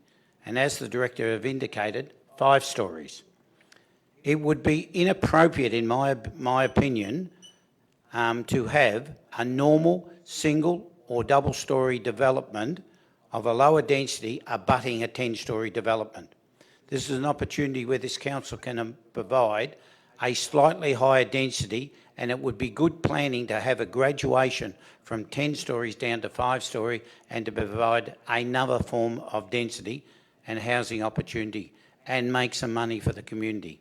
Because at the end of the day, the council's about providing, where practical, good services, range of dwelling densities, because there's a section of people out there that want to live in all types of dwellings. Thank you, Mayor. Thank you, Councillor. Would any other councillor like to speak to the item? Okay. Councillor Langdon, as the mover, would you like a right of reply? Just to emphasise something Councillor Phillips raised, the state government could do this without our approval. This council is trying to move to work with the state government so we can get the best outcome from our point of view as well as theirs and for the residents' point of view. Thank you, councillor. I now put that in motion. All those in favour? All those against? That is carried. 5.6, COVID-19 stimulus opportunities. There are no submitters to this item. Can I please have a councillor move a motion? Councillor Tom Melican. Can I have a seconder, please? Councillor Mark Di Pasquale. Councillor Tom, as the mover, would you like to speak to the item? Yeah, I'll just have a few comments here. This is all about some stimulus package money that became available and confirming some of the projects that council did submit under those packages and confirming they'll be the ones that will be funded. But further to that, there's three very significant projects there that this council's advocated for a long time. I'm talking about the Yarra Valley Hockey Club additional hockey pitch, which is something that's been advocated for by the hockey club for a long time.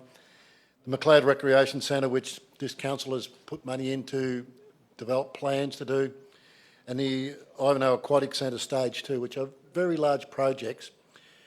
And this tonight will allocate $1.35 million to further work, to provide further work to get these three projects to detailed design stage. So if further stimulus packages become available, this council will be in position to apply for those funding. And I think that'll be a great outcome.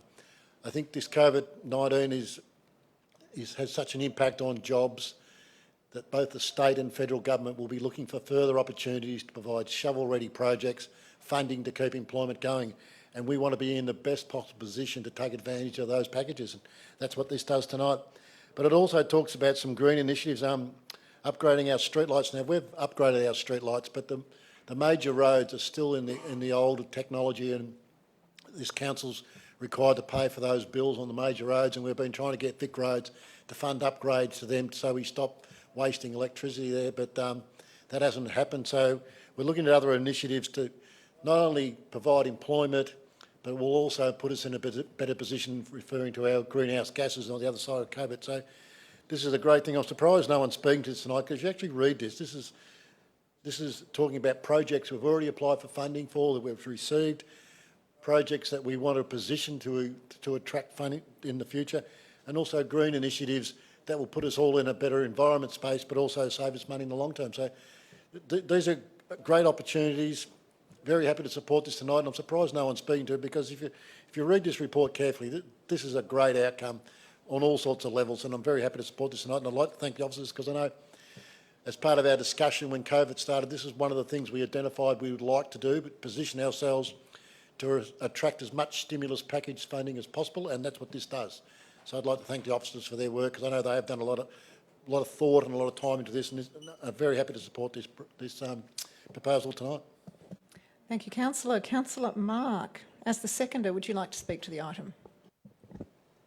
Thank you, Mayor. Yes, I would like to make a couple of comments, and I would be suggesting that the state and the federal government would be funding all of these projects, plus more.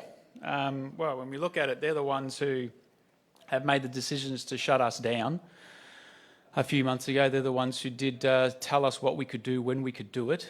And look what's happening now, Mayor. We're the laughingstock of Australia. Victoria has gone into somewhat of a respike, or, further cases, etc. So many people at the top getting the big bucks are making the wrong decisions. Why does the rest of Australia have COVID-19 contained, yet Victoria, it's getting out of control again? It's absolutely ridiculous, Mayor. Now, this current government is actually failing in the response that it's actually has taken, etc. And it's going to cost. It's going to cost us as residents, as individuals, as ratepayers, taxpayers, all of us. It's going to cost us.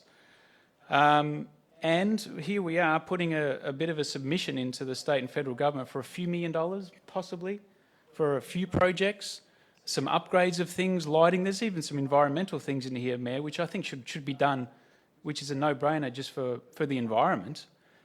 So look, going ahead, it's going to be an interesting space over the next 4 weeks, because if we continue to go into further lockdown and the rest of Australia isn't, voters out there need to start asking the questions. What's going on? Why are we in this position? Who is making these decisions?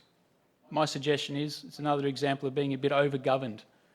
Okay, the government shouldn't be taking care of health issues. It's the health department should be taking care of those issues. The government should really be taking care of the real issues, and that is governing the people, giving them their rights, and making sure that they're doing the job that they're actually elected to do, not necessarily health issues. Thank you, Mayor. Thank you, Councillor. Would any other councillor like to speak to the item? Councillor Langdon. Thank you, Mayor. Considering two of the items in 3A and 3C are currently in the Olympia Award, one will remain in the Olympia Award, the Yarra Valley Hockey Club has been seeking a second pitch field ever since I think it was opened over 20 years ago. It would be a great achievement to have a second pitch there. It would help the ladies hockey and the men's hockey to have matches at the same time, different grades and what have you. So I fully support that. The Urban Aquatics and Leisure Centre redevelopment stage 2 has been waiting since stage 1 finished about 4 years ago. So I look forward to getting that rolling as well. And if we can be ready for those packages coming along, I think we'll be in a very good position. Thank you, Councillor. Would any other councillor like to speak to the item? Councillor Thom, as the mover, would you like a right of reply? Okay, I now put that in motion. All those in favour? All those against? That is carried. Item 6.1, responding to the federal government's proposed religious discrimination bill.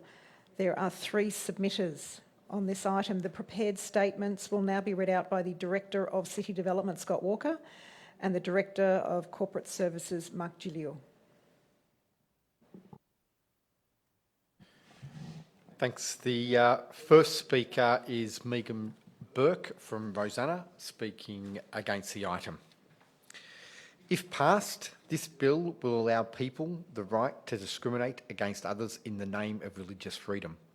It does not just protect religious persons based on their religion, it allows discrimination. This proposed bill has the potential to do so much harm to members of the community. It is unbelievable that Banyule would want to support this. For LGBTQIA+ persons with disabilities, does Banyule want to support a bill that would see vulnerable members of society discriminated against?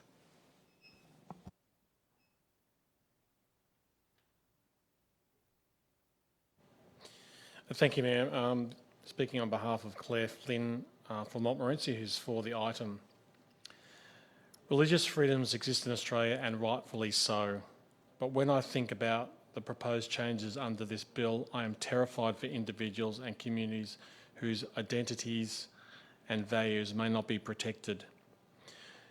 We live in a secular society, and it is the responsibility of elected officials at all levels to ensure that there remains a separation of religion from the administration of civic life.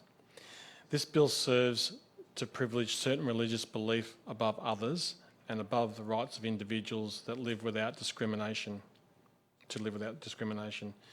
There are many concerning aspects of the redrafted bill that will privilege certain religious views to the detriment of LGBTIQ+ people, women, minority faith communities and people with disabilities. This is a flawed piece of legislation that aims to exempt statements of belief from anti-discrimination laws. Religious organisations and individuals will be allowed to discriminate against others with different beliefs or no belief, even when providing publicly funded services. The advisory committees exist to better represent the views and identities of Banyule constituents to redress the lack of representation within council itself. All are concerned about the religious discrimination bill should signal the need for advocacy from the Banyule City Council on this matter at a federal level. Thank you. The next speaker is Michelle McNamara from Alphington, speaking for the item. I am writing in support of the Banyule Council LGBTIQ plus Consultative Committee's position, the Banyule Council should oppose the federal government's draft Religious Discrimination Bill 2019. I am making this submission as a Transgender Victoria, TGV, representative on the Banyule Council LGBTIQ plus Consultative Committee. TGV is the peak body representing multicultural and multi-faith trans and gender diverse Victorians. Our membership comprises people of multicultural and multi-faith backgrounds, including Christian, Orthodox Christian, Islam, Jewish, Hindu and Buddhist religious traditions, as well as multicultural LGBTIQ who hold no religious beliefs. TGV supports legislation which prevents discrimination against Australians on the basis of faith and religion or for not holding those beliefs. Such legislation, however, should protect against discrimination on the basis of belief, including not holding those beliefs, without permitting discrimination against others. This draft bill enables people to discriminate against others on the basis of their faith and should not go ahead in its current form. I urge Banyule Council to support the removal of this bill from the federal government's agenda. I am concerned that the draft Religious Discrimination Bill 2019 inhibits the rights of LGBTIQ Australians to practice in their faith traditions free from discrimination on the basis of the sexual orientation, gender identity or intersex characteristics.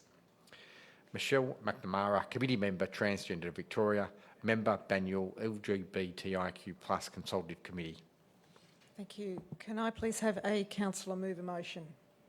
Councillor Craig Langdon, can I have a seconder, please? Councillor Tom Milliken. Councillor Langdon, as the mover, would you like to speak to the item? Yes, I endorse the recommendation as per the officers.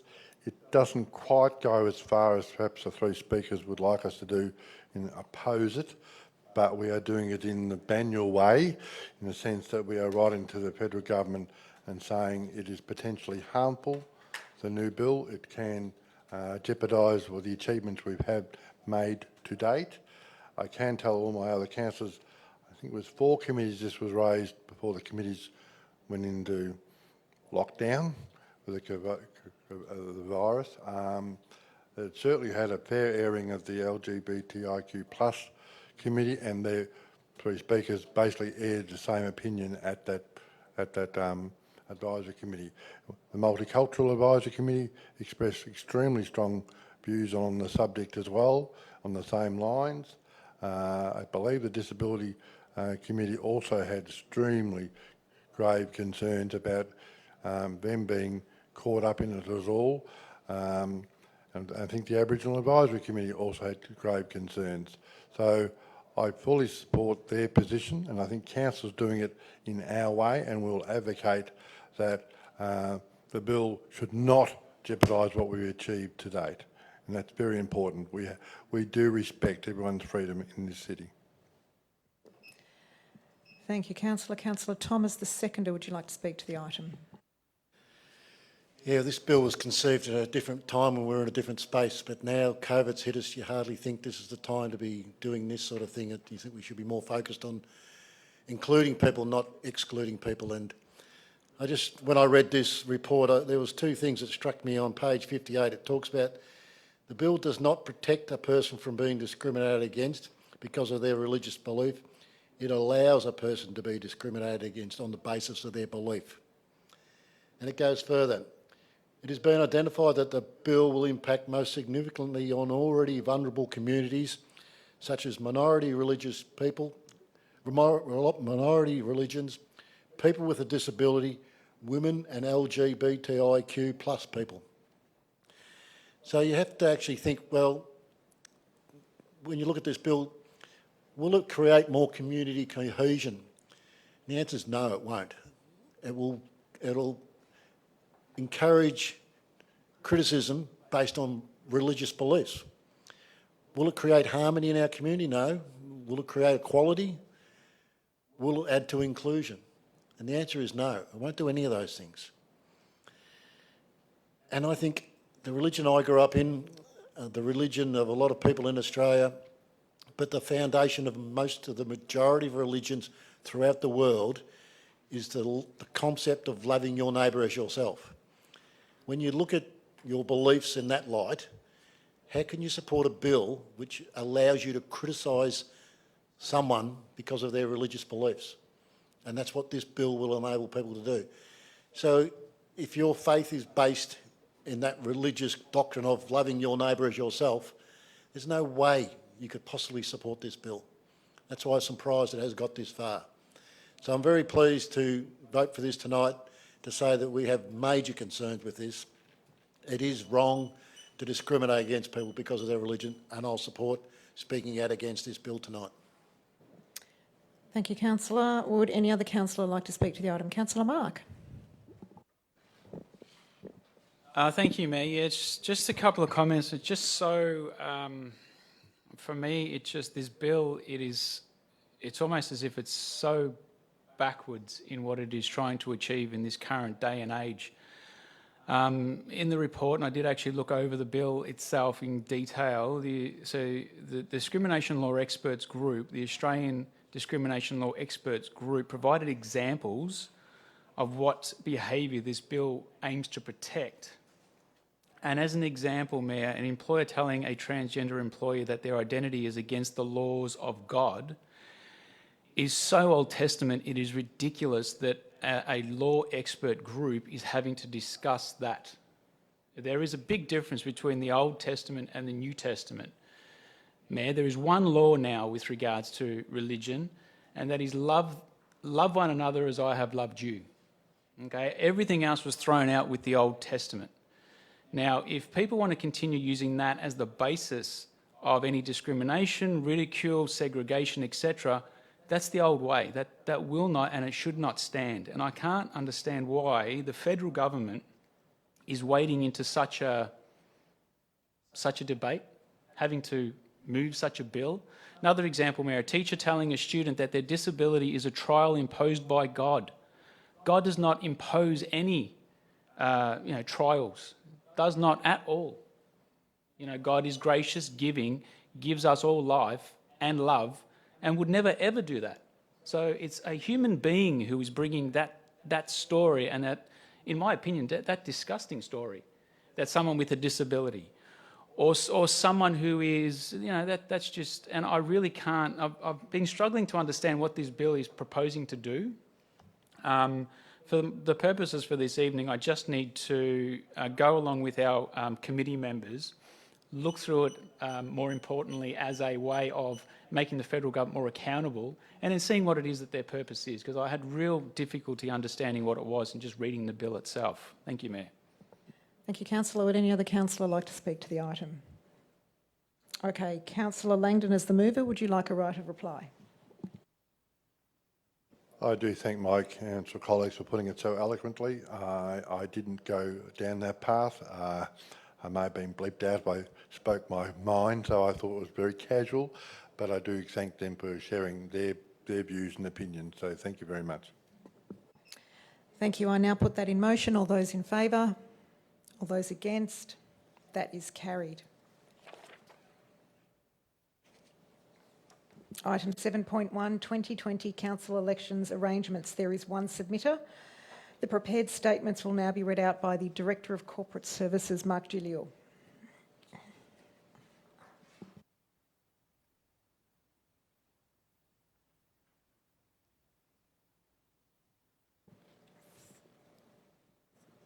Is it? I think this is me, Mayor. Would you like it to be you instead, Director? I was just looking at Mark whether there's something I was missing. So, No, that's all right. So Director of City Development, Scott Walker, reading for Nola McDowell. Yeah, thank you. Yes, Nola McDowell from Ivanhoe speaking for the item. I strongly support postal voting for all voters. Postal voting levels the playing field and gives true independent candidates an increased prospect of election. I also support the election period policy, but strongly recommend that this should be extended as follows. Councillors to return to the administration all council-supplied equipment and materials at the commencement of the caretaker period, including but not limited to laptop computers, tablets, mobile phones, printers, printer consumables, stationery, fuel cards, etc. Councillors to refrain from posing in council regalia in public for photographs or videographs, example, mayoral robes and chain, from the time of the commencement of the caretaker period. Councillors be prohibited from using any council equipment under the control of the council administration for electioneering purposes, effective immediately and thence throughout the caretaker period. Councillor promotions in the Banyule banner to be prohibited, effective immediately and thence throughout the caretaker period. Immediately stop any printing of and distribution of any already printed council award newsletters until after the election is concluded. Council decisions that would or could reasonably be deemed to bind a new council are not to be made from 7 p.m 6th of July until the end of the caretaker period, unless such a decision was deemed to be necessary because of a declared emergency. The circa $489,000 savings accruing to council because of the adoption of postal voting should be used to subsidise zero rate change for 2021 financial year.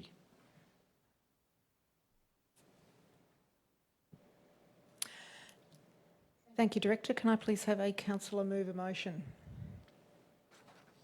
Oh, Councillor Mark Di Pasquale. Can I have a seconder, please? Councillor Craig Langdon. Councillor Mark, as the mover, would you like to speak to the item? Thank you, Mayor. Yes, just a couple of comments. I think the submitted this evening, I think most of those points are, we have had, we've been told, we've had education, etc., that, this is the caretaker time period, this is what needs to happen with regards to resources, computers, our phones, etc. But also, one of the things that we do have, we are entrusted to that, life goes on, Mayor, over the caretaker period. There are many people with planning decisions to be made. There are many people with, everything from, emails that we're continuing to respond to in the capacity of councillor. We need to be able to continue to do that. The world doesn't stop for most people in our municipality when an election is actually called or we're in caretaker period. I think for the majority of people in our municipality, they'll just be, okay, when's the election date? What do I need to do? Okay, the postal will come out, I'll send it in. I think most people in our municipality of the 130-odd thousand and 80-odd thousand voters will just get on with their jobs and their lives and I suppose leave the argy-bargy of an election to the candidates, I suppose. Now, with regards to, we have spoken about as a councillor group and we have been educated too by external consultants who have come in and advised us on what can be done, what can't be done.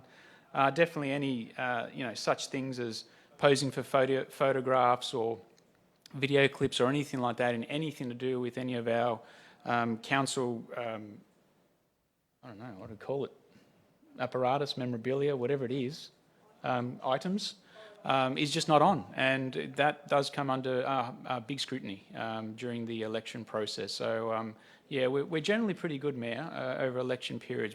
There's nothing really that that happens, too untoward. So we're pretty good in this municipality. We do respect the rules and we respect each other when it does come to the election process, being a democratic right of our society.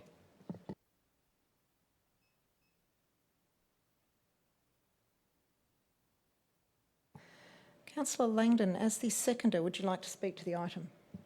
Yes, thank you, Mayor. Just want to clarify a few things, that we as councillors are councillors until the day of the election, and not on the election date itself, but to the day of election. So we have a responsibility to do our duty. People, the residents, can still contact us with a planning issue or COVID-19 issue or Parks and Gardens issue, and for us not to be able to respond to them, not to be able to answer our phone or emails, would be the wrong thing to do. Over my right shoulder there's governance who'll make sure we do not do the wrong thing with our council technology, council equipment as a campaign issue. For example, we cannot advertise our council phone number, email address on any campaign material. But we're still there as councillors.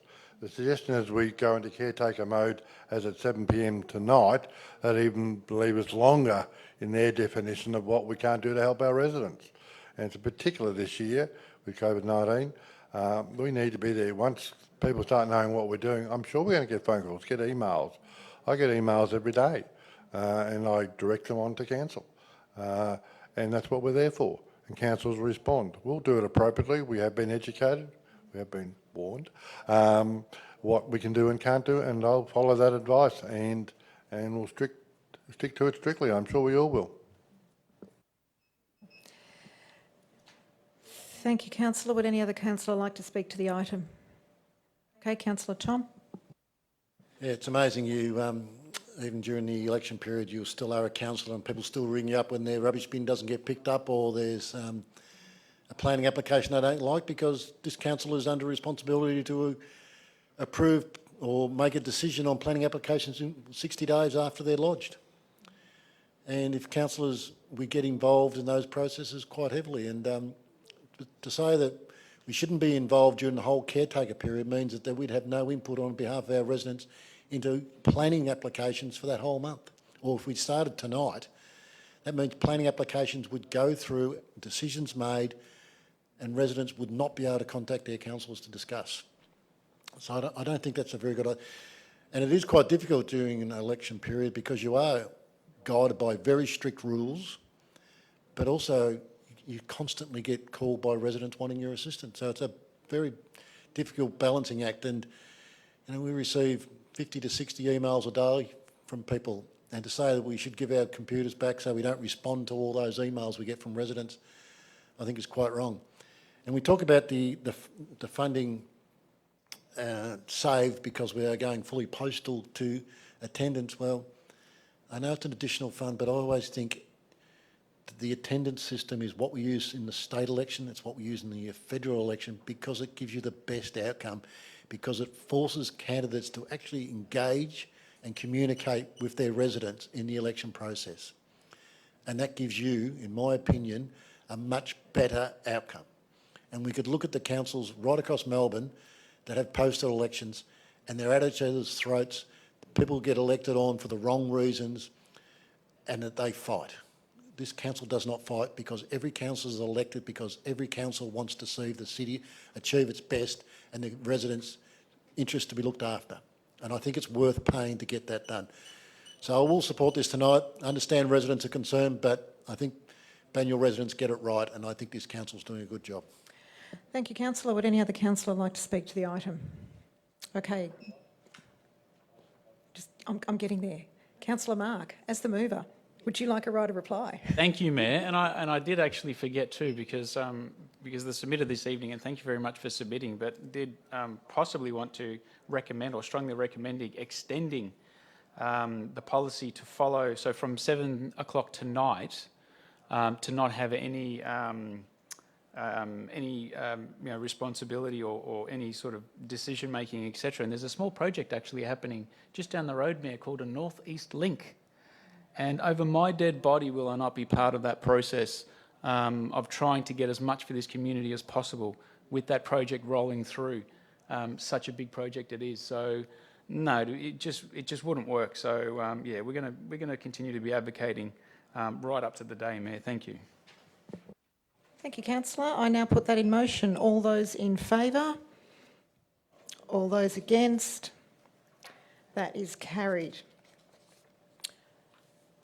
It is currently 9:03 p.m. We have been sitting here together in this room 1.5 metres apart for 2 hours, which is the maximum time we are permitted to be in a room during COVID-19 circumstances. So because council is prioritising the health and safety and wellbeing of staff and residents in all our decisions regarding the management of services during COVID-19, this is one of those services.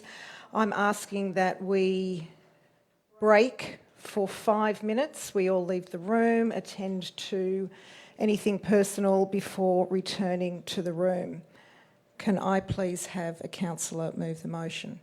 Councillor Langdon. Can I have a seconder? Councillor Tom Melican. I now put that in motion. All those in favour? All those against? That is carried. We will return to this room at 9:10 p.m. in 5 minutes. Thank you.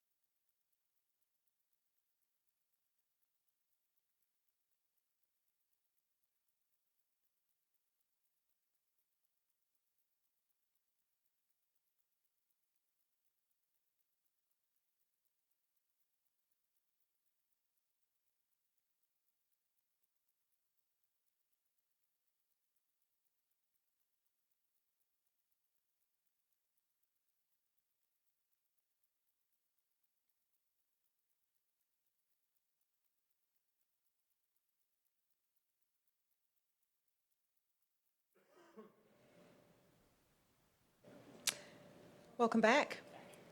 Item 7.2, budget submissions declarations. There are no submitters to this item.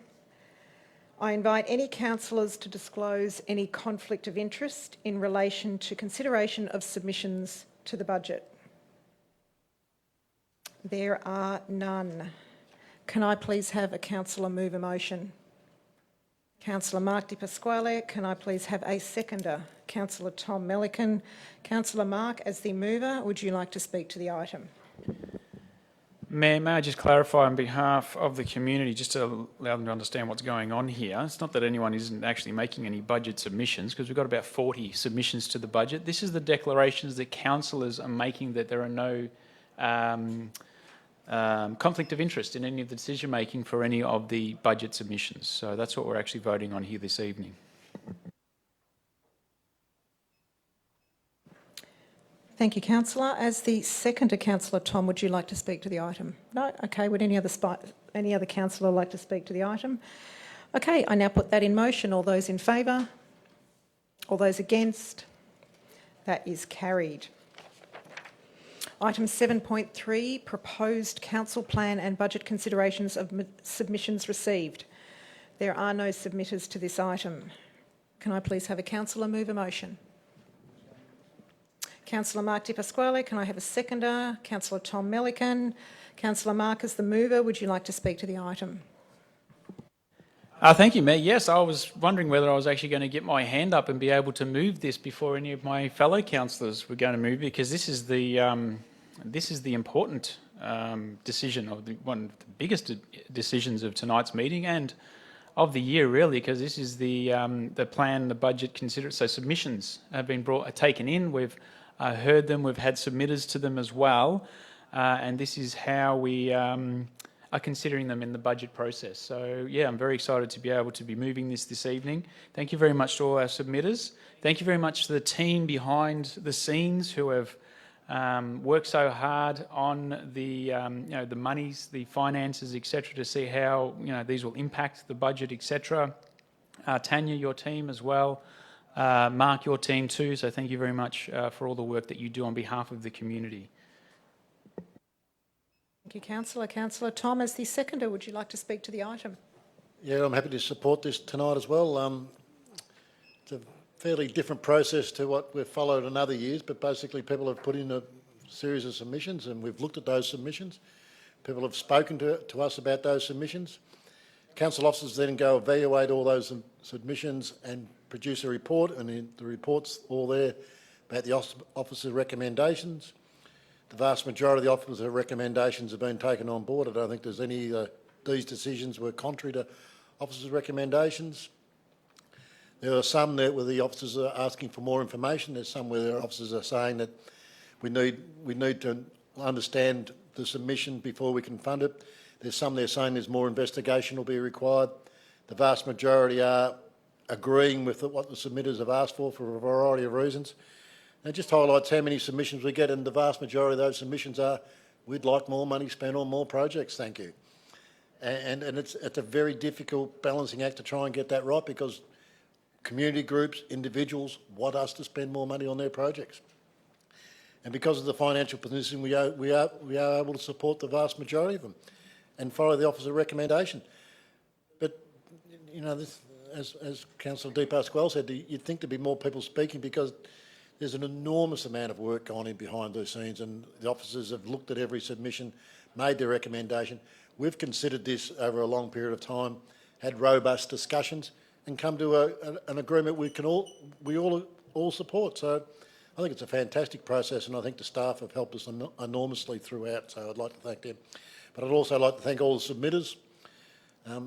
At least they understand that even if their project wasn't supported, they understand the process and they understand the reasons why. And I think that's very clear, and this report highlights that. So I think it's an excellent process, very transparent process, and a very fair process. So I'll support this tonight. Thank you, councillor. Would any other councillor like to speak to the item? No? Okay. Councillor Mark, as the mover, would you like a right of reply? Okay, I now put that in motion. All those in favour? All those in favour? All those against? That is carried. Item 7.4, New Local Government Act 2020. Implementation draft governance rules and draft public transparency policy. Commence public exhibition. There are some changes to the dates for the exhibition. If I could just ask that to be scrolled down. The change of dates, the week commencing the 7th of July, that was today. 7th of July today to the 4th of August, so not next week. We start the exhibition today. We have 2 submitters for this item. The prepared statements will now be read out by the CEO, Alison Beckwith, and the Director of City Development, Scott Walker. Thanks, Mayor. This statement's being read on behalf of Brian Grace from Greensborough, who is speaking against the item tonight. Brian Grace, Vice President, Good Governance Banyule. Good Governance Banyule rejects any changes to council meetings proposed within this document. We must and reject the proposal that any member of the community does not have a free and equal right to voice their opinion to council. It should not be at the call of the chairperson that they be heard. It must be stated by council that all ratepayers have the right to voice their opinions, no matter how strange or unpopular their opinion may be, as long as they are lawful opinions and in line with the Local Government Act. It must be said that the public forum, which was done away with by this council, was in itself the type of good governance the community of the City of Banyule didn't want, but it was done. Any form of altering of the ratepayers' opinions, no matter how small they may be, is an attack on our constitutional rights for free speech. As the great philosopher Dennis Donato said, it's the vibe of the Constitution. Any altering of the vibe of this right of the public to free and equal speech is not good governance. This council must endorse free speech, not popular or unpopular speech, but free speech. In particular, good governance rejects section 47.1, must be rewritten to include the public has every right to address council on agenda items that affect their way of life.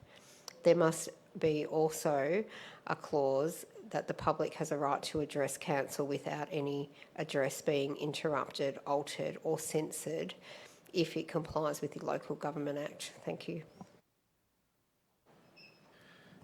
This next speaker is David Mulholland, Heidelberg Heights, speaking against the item. Bragg supports the push to give effect to new governance principles as part of council meeting their obligations under the Local Government Act 2020, the Act, including the principles of transparency and community engagement. We cannot support this policy without amendments because the council's new policy doesn't accord with the Victorian Human Rights Charter, VHRC. It is my view that council officers have been negligent in the preparation of this section of the report Human Rights Charter. It is my view that council officers need to gain a better understanding of acts, regulations and policies, including their interpretation. The Victorian Ombudsman says that a resident prevented from speaking at a public meeting is not compatible with the VHRC. The Ombudsman ruled the VHRC supersedes council policy. This independently proves that section 47.1 of the council policy is ultra vires, acting beyond one's legal power or authority. It's also concerning that censorship is occurring in the community statement to council meetings. Community engagement is not about council picking and choosing what it wants to hear or what it wants to allow other people to hear. This is a denial of freedom of expression. Bragg recently submitted a complaint to council that many of its community members' contributions were censored during previous council meetings and not read verbatim. This is echoed by Good Governance Banyule, and we believe it is ultra vires for officers to edit or censor speeches as they must accord with current policies of the Act and the VHRC. Bragg believes that this needs to be made crystal clear under public participation in this policy that the full and frank opinions of the residents of Banyule must be respected and allowed to be contributed in full without any censorship. It goes without saying that 47.1 must be modified to accord with the VHRC. We recommend changes to 47.1 to state members of the public have a right to address council and may do so by prior arrangement. And in addition of 47.5 to state members of the public have a right to freedom of expression and opinion, and no contribution will be interrupted or censored by council if it accords with the law. These amendments are supported by Bragg and Good Governors Banyule and will show council are protecting the human right of freedom of expression. Thank you. Can I please have Councillor move a motion? Councillor Mark Di Pasquale, can I have a seconder, please? Councillor Tom Melican. Councillor Mark, as the mover, would you like to speak to the item? Yes, thank you, Mayor. I'm still just going through my mind the Dennis Denuto quote with regards to the vibe. I just remember in the castle with his bout with the photocopier again and again and again. And then in the end of the movie, he, because of his success, he actually bought a brand new photocopier. He didn't have any of those problems anymore. It's just very, very humorous. Definitely do understand and do respect the comments made by submitters this evening. This is basically a... we're voting tonight to put this out to the public. So it's a draft. So the public will have the ability to make comments, submissions, etc. to it. So this is not something that we're actually voting on the implementation of it. We're actually voting on it going out to the public. But with regards to the comments that have actually been made, the different levels of communication that can come with free speech from the community to the council, councillors, staff, etc., are numerous. So when there is a bit of a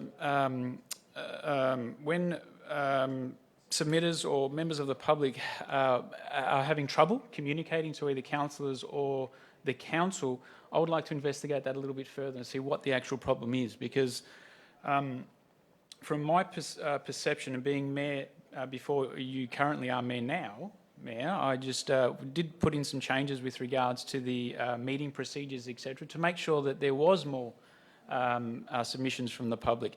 And one of the ones we're using now more often is the submissions, and we're seeing it now in submissions to the meeting where people have to write in. They're not allowed to be here, so our community can't be here due to the COVID restrictions.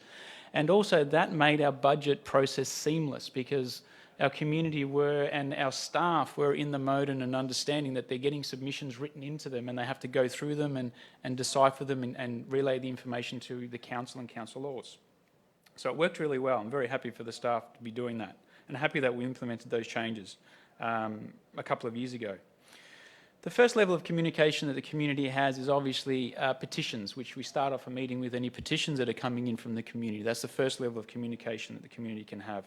Secondly, community members can speak on all items of a council meeting. Okay, so if there's an item that comes up and you want to speak on it, you have the ability to contact council and say that you want to speak on that item. The third is we have public questions as well at the end of a meeting. So there are those three key areas where people can have their say. Now, not all councils have those. I must stress that not all councils have the ability to have those three levels. They definitely do have petitions, but not necessarily speaking on items or public questions. Another form of contact is councillor phone numbers, councillor emails. An escalation on top of that would be, for example, your phone number and email mayor of one of my constituents if they're not happy with me in communication to them. Then we have our CEO in line, and then the final step is the local government inspectorate. So if all communication fails of all those 8 levels, well, then the community can go to the local government inspectorate.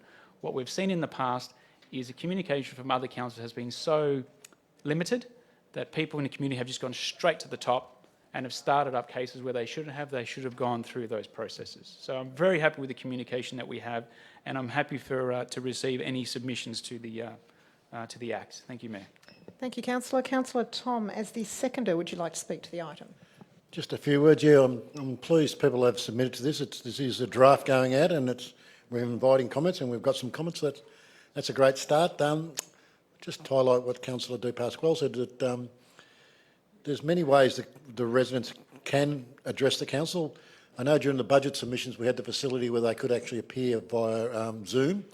I'd like to get back to that stage. If COVID continues to force us to operate in this manner, I'd like to get to a stage where the residents would be able to read their submissions to us personally. I think that would be something we should work on. It's a bit more difficult to do technically, but I think it's something we should work towards. But I'd also say that I spoke to several of the submitters today personally on the phone. So if people want to make a submission to the whole council group or talk to an individual council, that's quite open. And I'm sure many of my fellow councillors also spoke to some of the submitters today.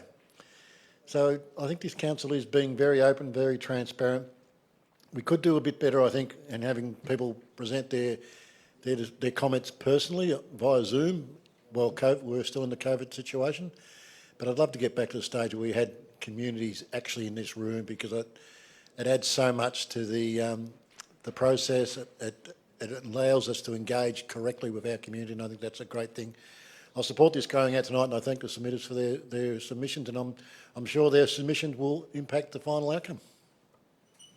Thank you, councillor. Would any other councillor like to speak to the item? Councillor Langdon. Mayor, a lot of the comments and the feedback from the residents were that we had doctored or cut out or modified what they want to say. And the first thing that comes to mind is the famous quote from Voltaire, if anyone remembers it.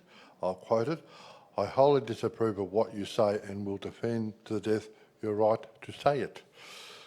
Now, that's one thing, but some of the things we are often have to read out or whatever are factually incorrect. That's an enormous difference. It's not expressing an opinion, it is trying to express a fact. If the facts are wrong, they are wrong. As simple as that. Now, that's where I differ, in the sense I don't mind anyone making a personal comment, but if they start quoting facts that are incorrect, and we see a President of the United States do it all the time, it's wrong. It is totally and utterly wrong, and I'll stick by that. Thank you, councillor. Would any other councillor like to speak? Okay, Councillor Mark, as the mover, would you like a right of reply?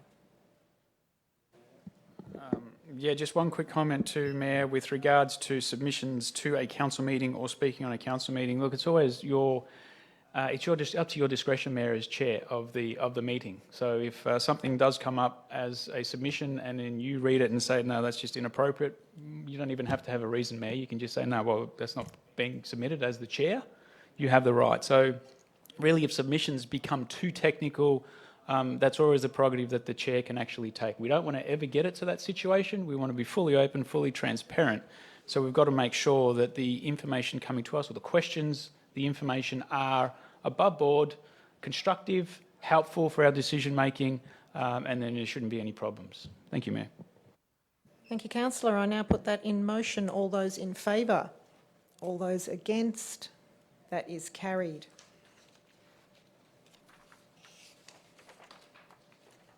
Item 7.5, adoption of revised 2020/2021 rating strategy. There is one submitter, and the prepared statement will be read out by the Director of City Development, Scott Walker. Thanks, Mayor. This is on behalf of Kevin Hill from Ivanhoe against the item. Bragg's previous written and spoken criticisms of the original draft rating strategy 2021 financial year remain valid. Bragg's written submission first drew Council's attention to the fact that its original draft proposal to exclude rate waivers contravened Section 171A of the Local Government Act. Council has revised the strategy to include the provision of general rate waivers in cases of ratepayer financial hardship. This outcome is a win for struggling ratepayers. Bragg continues to criticise Council for overemphasising its focus on delivering non-essential social and dubious economic benefits for our community. Bragg notes with interest that Council has obtained a windfall circa $489,000 favourable variance to its election expenses budget 2021 financial year because of the state government impost of postal voting. Council will be well advised to direct this circa $489,000 in entirety to its pool of funds prescribed in the 2021 financial year budget for relief of ratepayers and residents of Banyule experiencing severe financial hardship and challenging mental health issues arising from the COVID-19 pandemic emergency. Continuing to impose a waste management charge on multi-unit residential and commercial owners, corporations with their constituent lot owners without council providing the waste service is inequitable, notwithstanding Section 173 agreements. This unprincipled impost will come back to haunt council. Thank you, Director. Can I please have a councillor move a motion? Councillor Tom Melican, can I please have a seconder? Councillor Mark Di Pasquale. Councillor Tom, as the mover, would you like to speak to the item? Yeah, once again, I'd like to thank the submitter. I think he was actually praising us. I'm not quite sure, but and he's right. Council's old raising strategy didn't allow us to provide a rebate to ratepayers. This does. Because of the COVID emergency, the crisis that we're now in, council identified that we needed to provide a rebate to badly impacted ratepayers of up to $500 of their rates, and that's exactly what this allows us to do, and I think that's a good thing. He also talks about the waste service, and that he's correct again, that is inequitable. I fully agree with that. But the downside is, the other side of this, of doing what they're advocating here around having a separate waste charge is, it means if this council was to implement a rate charge, we can increase that rate charge over and above the rate cap. That's why most councils have implemented a separate waste charge, because it's not subject to the rate cap. This council has had the discipline to maintain the waste charge within our general rates, which is then the rate cap applies to. So our waste charges have been capped the same. Other councils haven't done that. And the upside of that is it means that people pay the waste charge is attributed according to the value of the property. If we were to break out the waste charge as a one-off, one payment across the whole municipality, it would mean that people in the higher value properties would actually pay less rates, and people in lower value properties would pay more rates. That is inequitable. We do need to address the issue where people have private waste schemes and the way we can compensate that, and we are looking at that. So I would agree with that.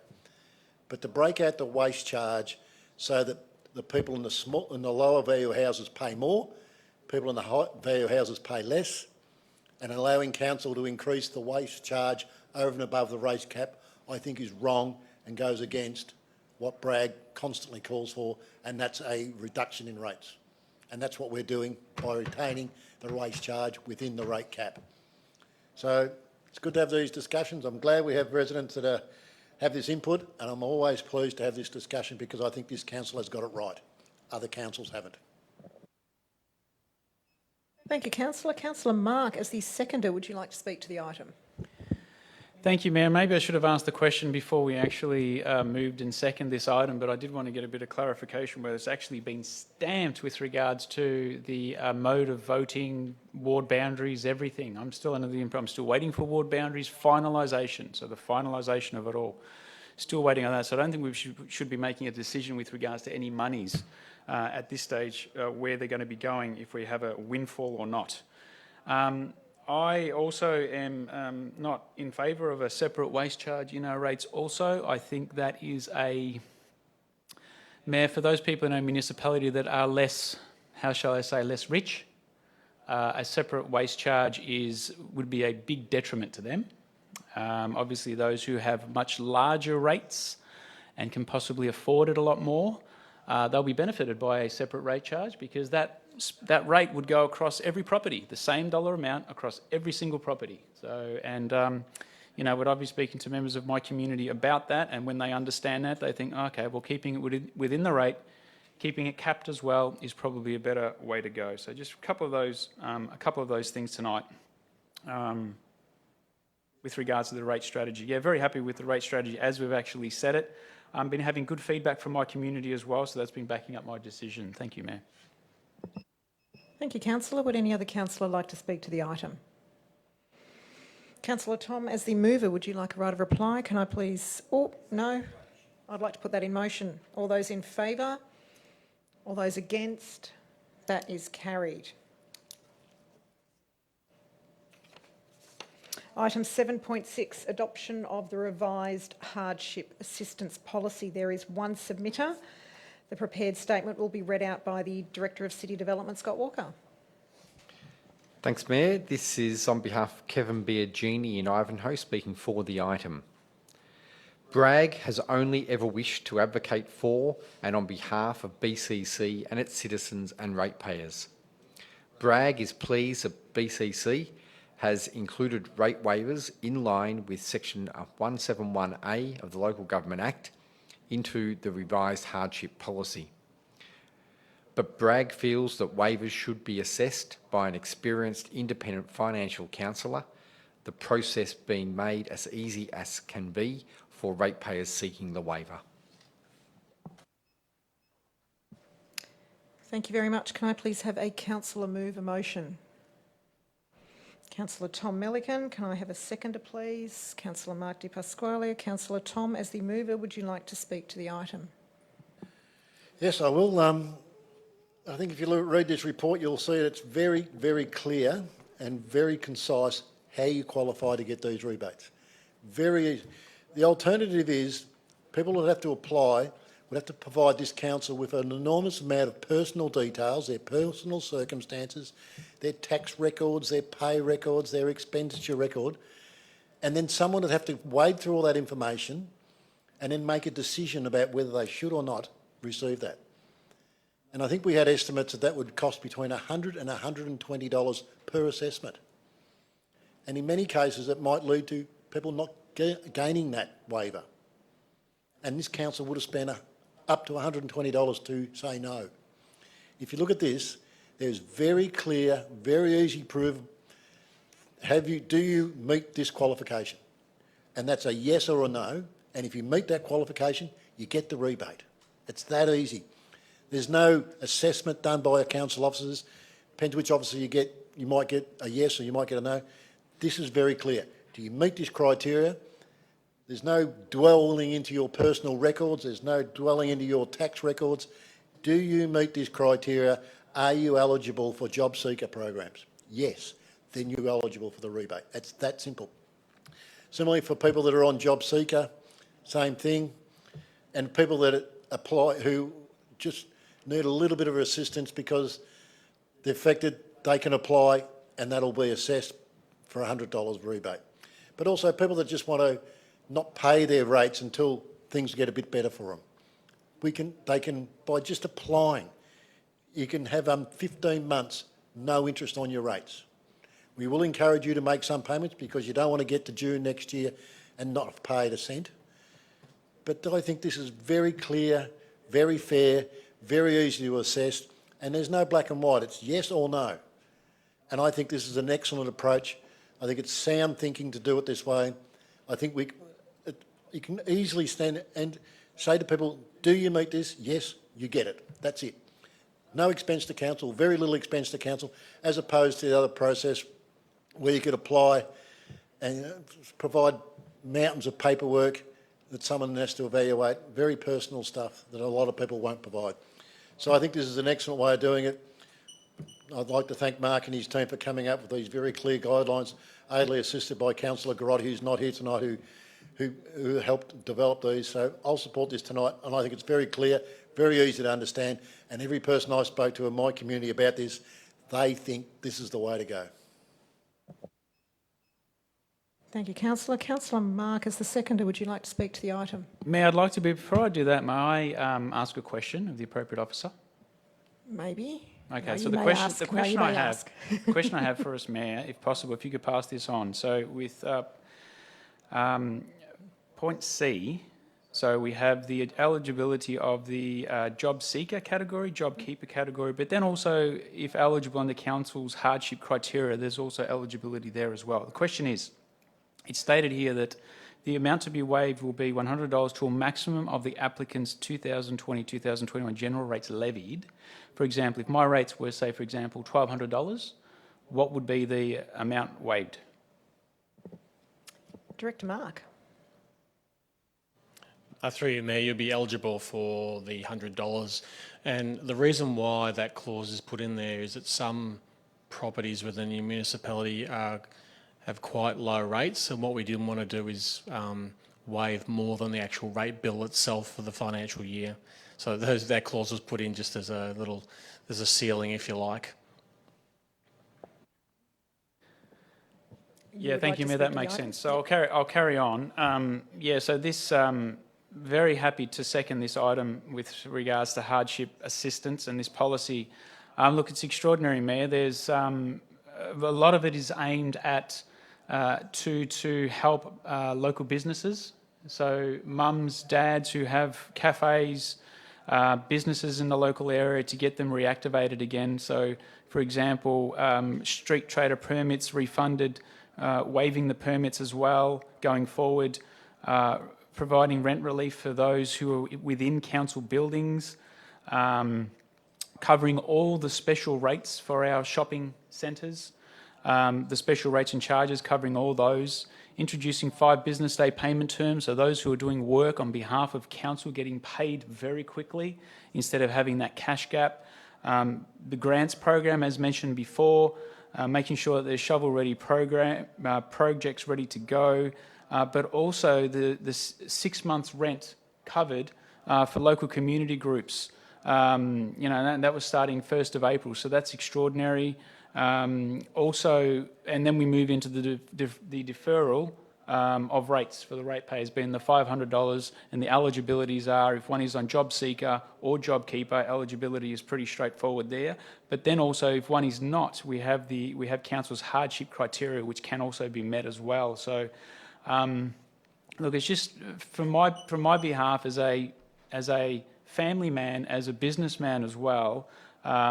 I couldn't be happier with this policy, and thank you very much for the staff to putting it together, and thank you very much for the community for having the impact and letting us know where are the needs, and for council to be able to support those individual needs as well. Thank you. Councillor, would any other councillor like to speak to the item? Okay, Councillor Tom, as the mover, would you like a right of reply? All right, I now put that in motion. All those in favour? All those against? That is carried. Item 7.7, Assembly of Councillors. There are no submitters to this item. Can I have a councillor move a motion? Councillor Tom Melican. Can I have a seconder, please? Councillor Craig Langdon. Councillor Tom, as the mover, would you like to speak? Councillor Craig, as the seconder, would you like to speak? Okay.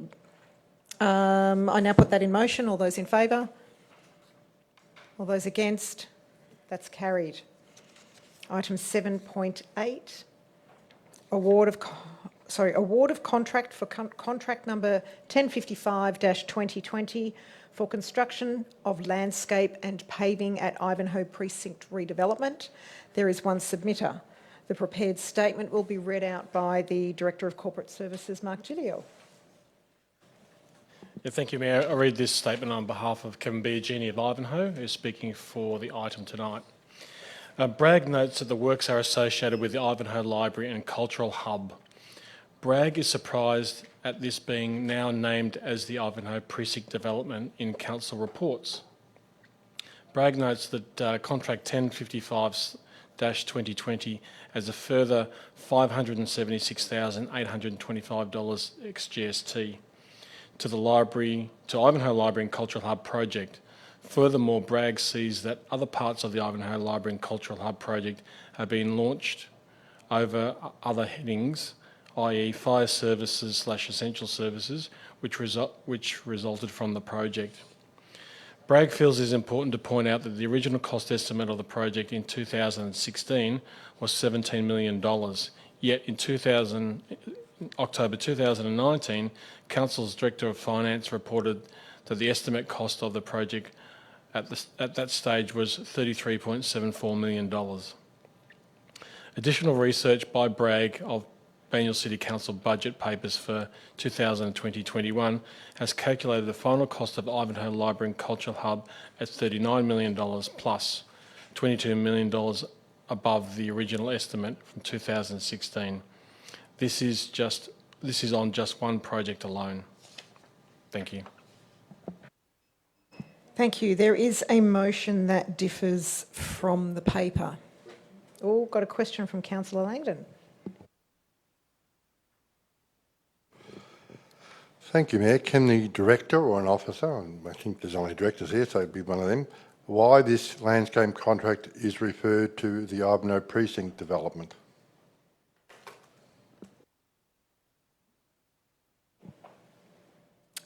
CEO Alison Beckwith. Pick a director. Thanks, Mayor. The landscaping that's referred to in this contract is actually related to landscaping out the front and the side and down Ivanhoe Parade end of the centre Ivanhoe. So we consider the whole precinct, the Ivanhoe precinct, that's made up of components of the centre Ivanhoe, so the town hall, the new Ivanhoe Library, and then the associated car parking. The landscaping that is associated to the Ivanhoe Library and Cultural Hub was part of that contract. So this is actually around the existing building to ensure that then it is a complement of the new landscaping that will be part of the new building and the associated works to that. Additional question of the CEO, I'll say the CEO. Can she clarify the reference to the fire services and essential services and how these differ to the Ivanhoe Library and Cultural Hub?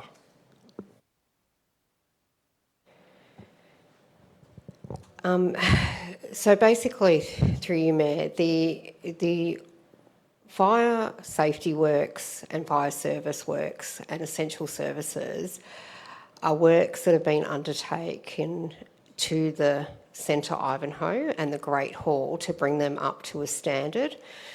So they're not part of the new build, they're actually to the existing building that is on site. So when we've undertaken the new build of the facility, it's given us an opportunity to undertake some significant works at the Centre Ivanhoe as well. So we've actually upgraded the kitchen, we've worked through with the building compliance codes because it's a very old building, and actually brought the fire rating and essential services up to codes to meet today's standards. So there's been significant works to the overall site while we're undertaking the new build of the new facility. Additional question. None of these new works on the existing Great Hall and whatever were part of the 2016 estimates, were they?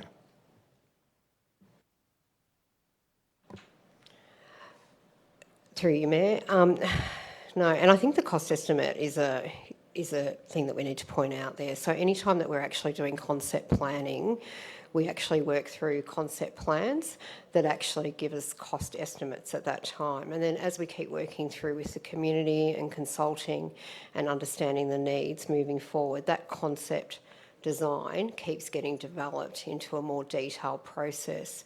During that time, we realised that there was an opportunity for us to take significant works to the Centre Ivanhoe kitchen upgrade, which I think, off the top of my head, added close to about $2 million to the overall building. If we hadn't have done that at the time of the Ivanhoe Library upgrade, then we would have really built around that kitchen and actually made it not applicable to today's standards. So no, none of those costs that are referred to, so the additional kitchen works, the landscaping works, the fire safety ratings, or any of the essential services that have been undertaken at the Centre Ivanhoe, which is a significant building for council and really important to this community, were considered back in the 2016 cost estimates. Probably the final question to the Mayor. With these additional works, particularly the fire service and essential services, if we had not have done those, was the existing building, the heritage building, the Great Hall, at fire risk?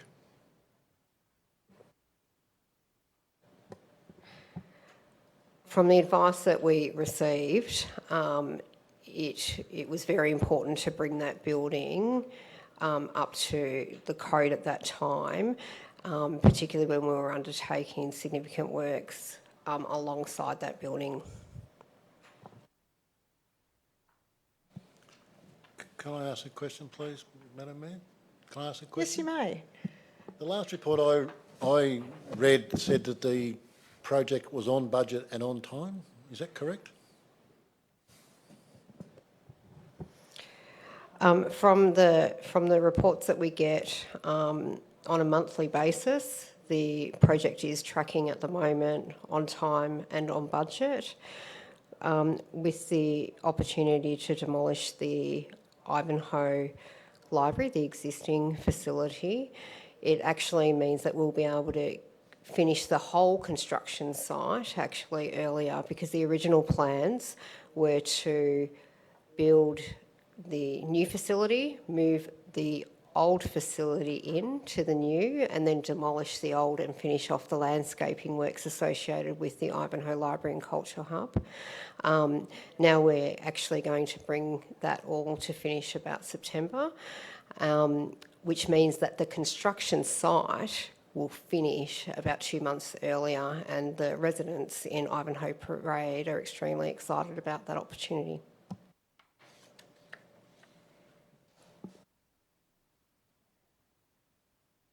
There is a motion that differs from the paper. Can I have a councillor read that out, please? Councillor Langdon? Contract number 1055-2020 for the construction of the landscaping and paving of the Ivanhoe Precinct redevelopment be awarded to GP Bluestone for $570,825. And item 2 as per the original. Thank you. That is moved by you as well. Okay, can I have a seconder, please? Councillor Tom Millican. Councillor Langdon, as the mover, would you like to speak to the item? Yes, Mayor, I'm pleased to advise the public that I think everyone apart from Councillor Phelps in this room went to see the Ivanhoe Library and kept our distances as we were meant to. The building is massive. It is exceptionally impressive. They've done a lot of work. To know it's on time and on budget is also very pleasing. I think the public, when they get to see it finished, will be extremely impressed. And even walking or driving past it now with the old library removed from the front of it, you can actually get what it'll look like. It will be a magnificent building. And knowing that the existing town hall and the Great Hall is now being protected with modern fire services and advice and what have you, sprinkler systems and all those sorts of things. And we did tour the new kitchen, which is magnificent. If anyone has seen the old kitchen, it's amazing you ever got fed, to be perfectly honest. But this is this high standard kitchen, and we've incorporated all this. I'm a bit tired of Bragg saying it's constantly over budget and not on time, etc., etc. It's actually going to be early. They go back to 2016 estimate figure. We do that in every project, we'll all be over. When it comes out to tenders, you've got to accept what the tenders are. There's a long river between going out and tender, going out for a concept plan in 2016 to this. I think the public will be thrilled. Now, I've seen and heard reports and got emails from Ivanhoe Parade residents, and some were very cynical, occasionally coming back and saying what a magnificent job and how it hasn't affected them as much as they'd dreaded, and how impressive it looks. So I look forward to meeting them all there. Thank you, Councillor. Councillor Tom, as the seconder, would you like to speak to the item? I will. I'll say a few words. Yeah, we had the privilege of looking over the new site, or the new library facility and cultural hub last Friday, and I was very, very impressed. The new kitchen in particular, I think, will be a huge asset, and the way the old hall opens up into this new area to give it not only can you hold those major functions, the balls, the weddings, etc. there, be able to have conferences now because the old hall breaks into the new rooms, and the kitchen is centrally located so you can provide meals, whatever, to both the new building and the old hall. And the new kitchen is very impressive. I do remember the old kitchen. It was a bit of a disgrace, I must admit. So this will give this community, this council, a facility that will be the premier facility for conferences and weddings in the north. I've never seen a kitchen of that impressive in any building I've gone to in the Melbourne's north. And I think no matter what happens in this coming up election, we'll be able to look back at our time on this council and see a legacy that we have provided to this community. And I think about when they talk about the old building, which was built in 1932 as a stimulus package for the Depression at the time, and how it was called the Taj Mahal. If you were to touch that building now, you would be lynched by the residents of Ivanhoe and Banyule. This new building complements that, it expands that, it makes it a much more functional building, and it provides a real cultural hub. And the views from the reading room upstairs where the new library is were spectacular. So I'm very much looking forward to people coming in, looking at this, and if people have bad things to say about it, we'll listen, but I can tell you it's a very impressive building, and I'd like to thank Arun and his team. He has done a magnificent job as usual for this council. Thank you, Councillor. Would any other councillor like to speak to the item? Councillor Mark Di Pasquale. You're so polite, you two. Thank you, Mayor. Yes, I thought Councillor Phillips was going to say a few words. Well, I think Councillor Phillips should say a few words because he was part of the mastermind group, councillor group, who started the whole initiatives that we are seeing the benefits of today. Look, Mayor, over 10 years ago, councillor group and councillor staff put their heads together and said, what does this community need? And built that plan. And they built the plan of Watermark. It started off. There was going to be major investment by a big organisation who pulled out. Council backed itself, the community backed itself, built Watermark. Then the council decided to build these offices today, which are a testament to how good this council functions. Now we have the Ivanhoe Library and Hub as another piece of that puzzle. Mayor, I hope the community understands that these projects all put together would equate to about $100 million of works and benefits for the community at no debt. So we are in less debt as a council and a community than we were 10 years ago. And not only that, in another year, we are looking to pay off another 10 million of debt, which will bring our debt down to, it's never been that low before. We don't have to do it. We don't have to pay any more off, but we are in that financial position. Now, if we look across the fence lines at other municipalities, other communities, what do they have? If they're going to build these facilities these days, they've got to go to the 50, 80, $100 million debt now. But no, this was done in the times, and it was really gutsy by the former council, former CEO, staff, but it really has set this community up beautifully going forward. And not even things like COVID-19 can bring that type of foundation and stability down. So really, big thank you to Arun and his team. He has been the mastermind. He came out of pseudo-retirement for this project. But look, if it wasn't for him, he, on behalf of the community, he has saved literally millions on behalf of the community, crossing the T's, dotting the I's, making sure that we're getting the best prices. So I can't thank this council enough on behalf of the community for the benefits that they've delivered. Thank you. Thank you, Councillor. Would any other councillor like to speak to the item? Okay. Councillor Langdon, as the mover, would you like a right of reply? Yes, following up from Councillor Di Pasquale, I must admit, being a former City of Heidelberg councillor and being sacked by the then Kennett government and watching the new council get elected and watching its progress, I must admit over the last 10 years, and I've been involved in the last 9, this council has done absolute wonders. Greensborough was speculated for years and not delivered, and yes, there was a reason for it. I think Mayor McKenna was there when I was elected as a by-election, and we made a decision, brave, to go ahead and build Watermark. Then we made the decision to build these offices above water mark.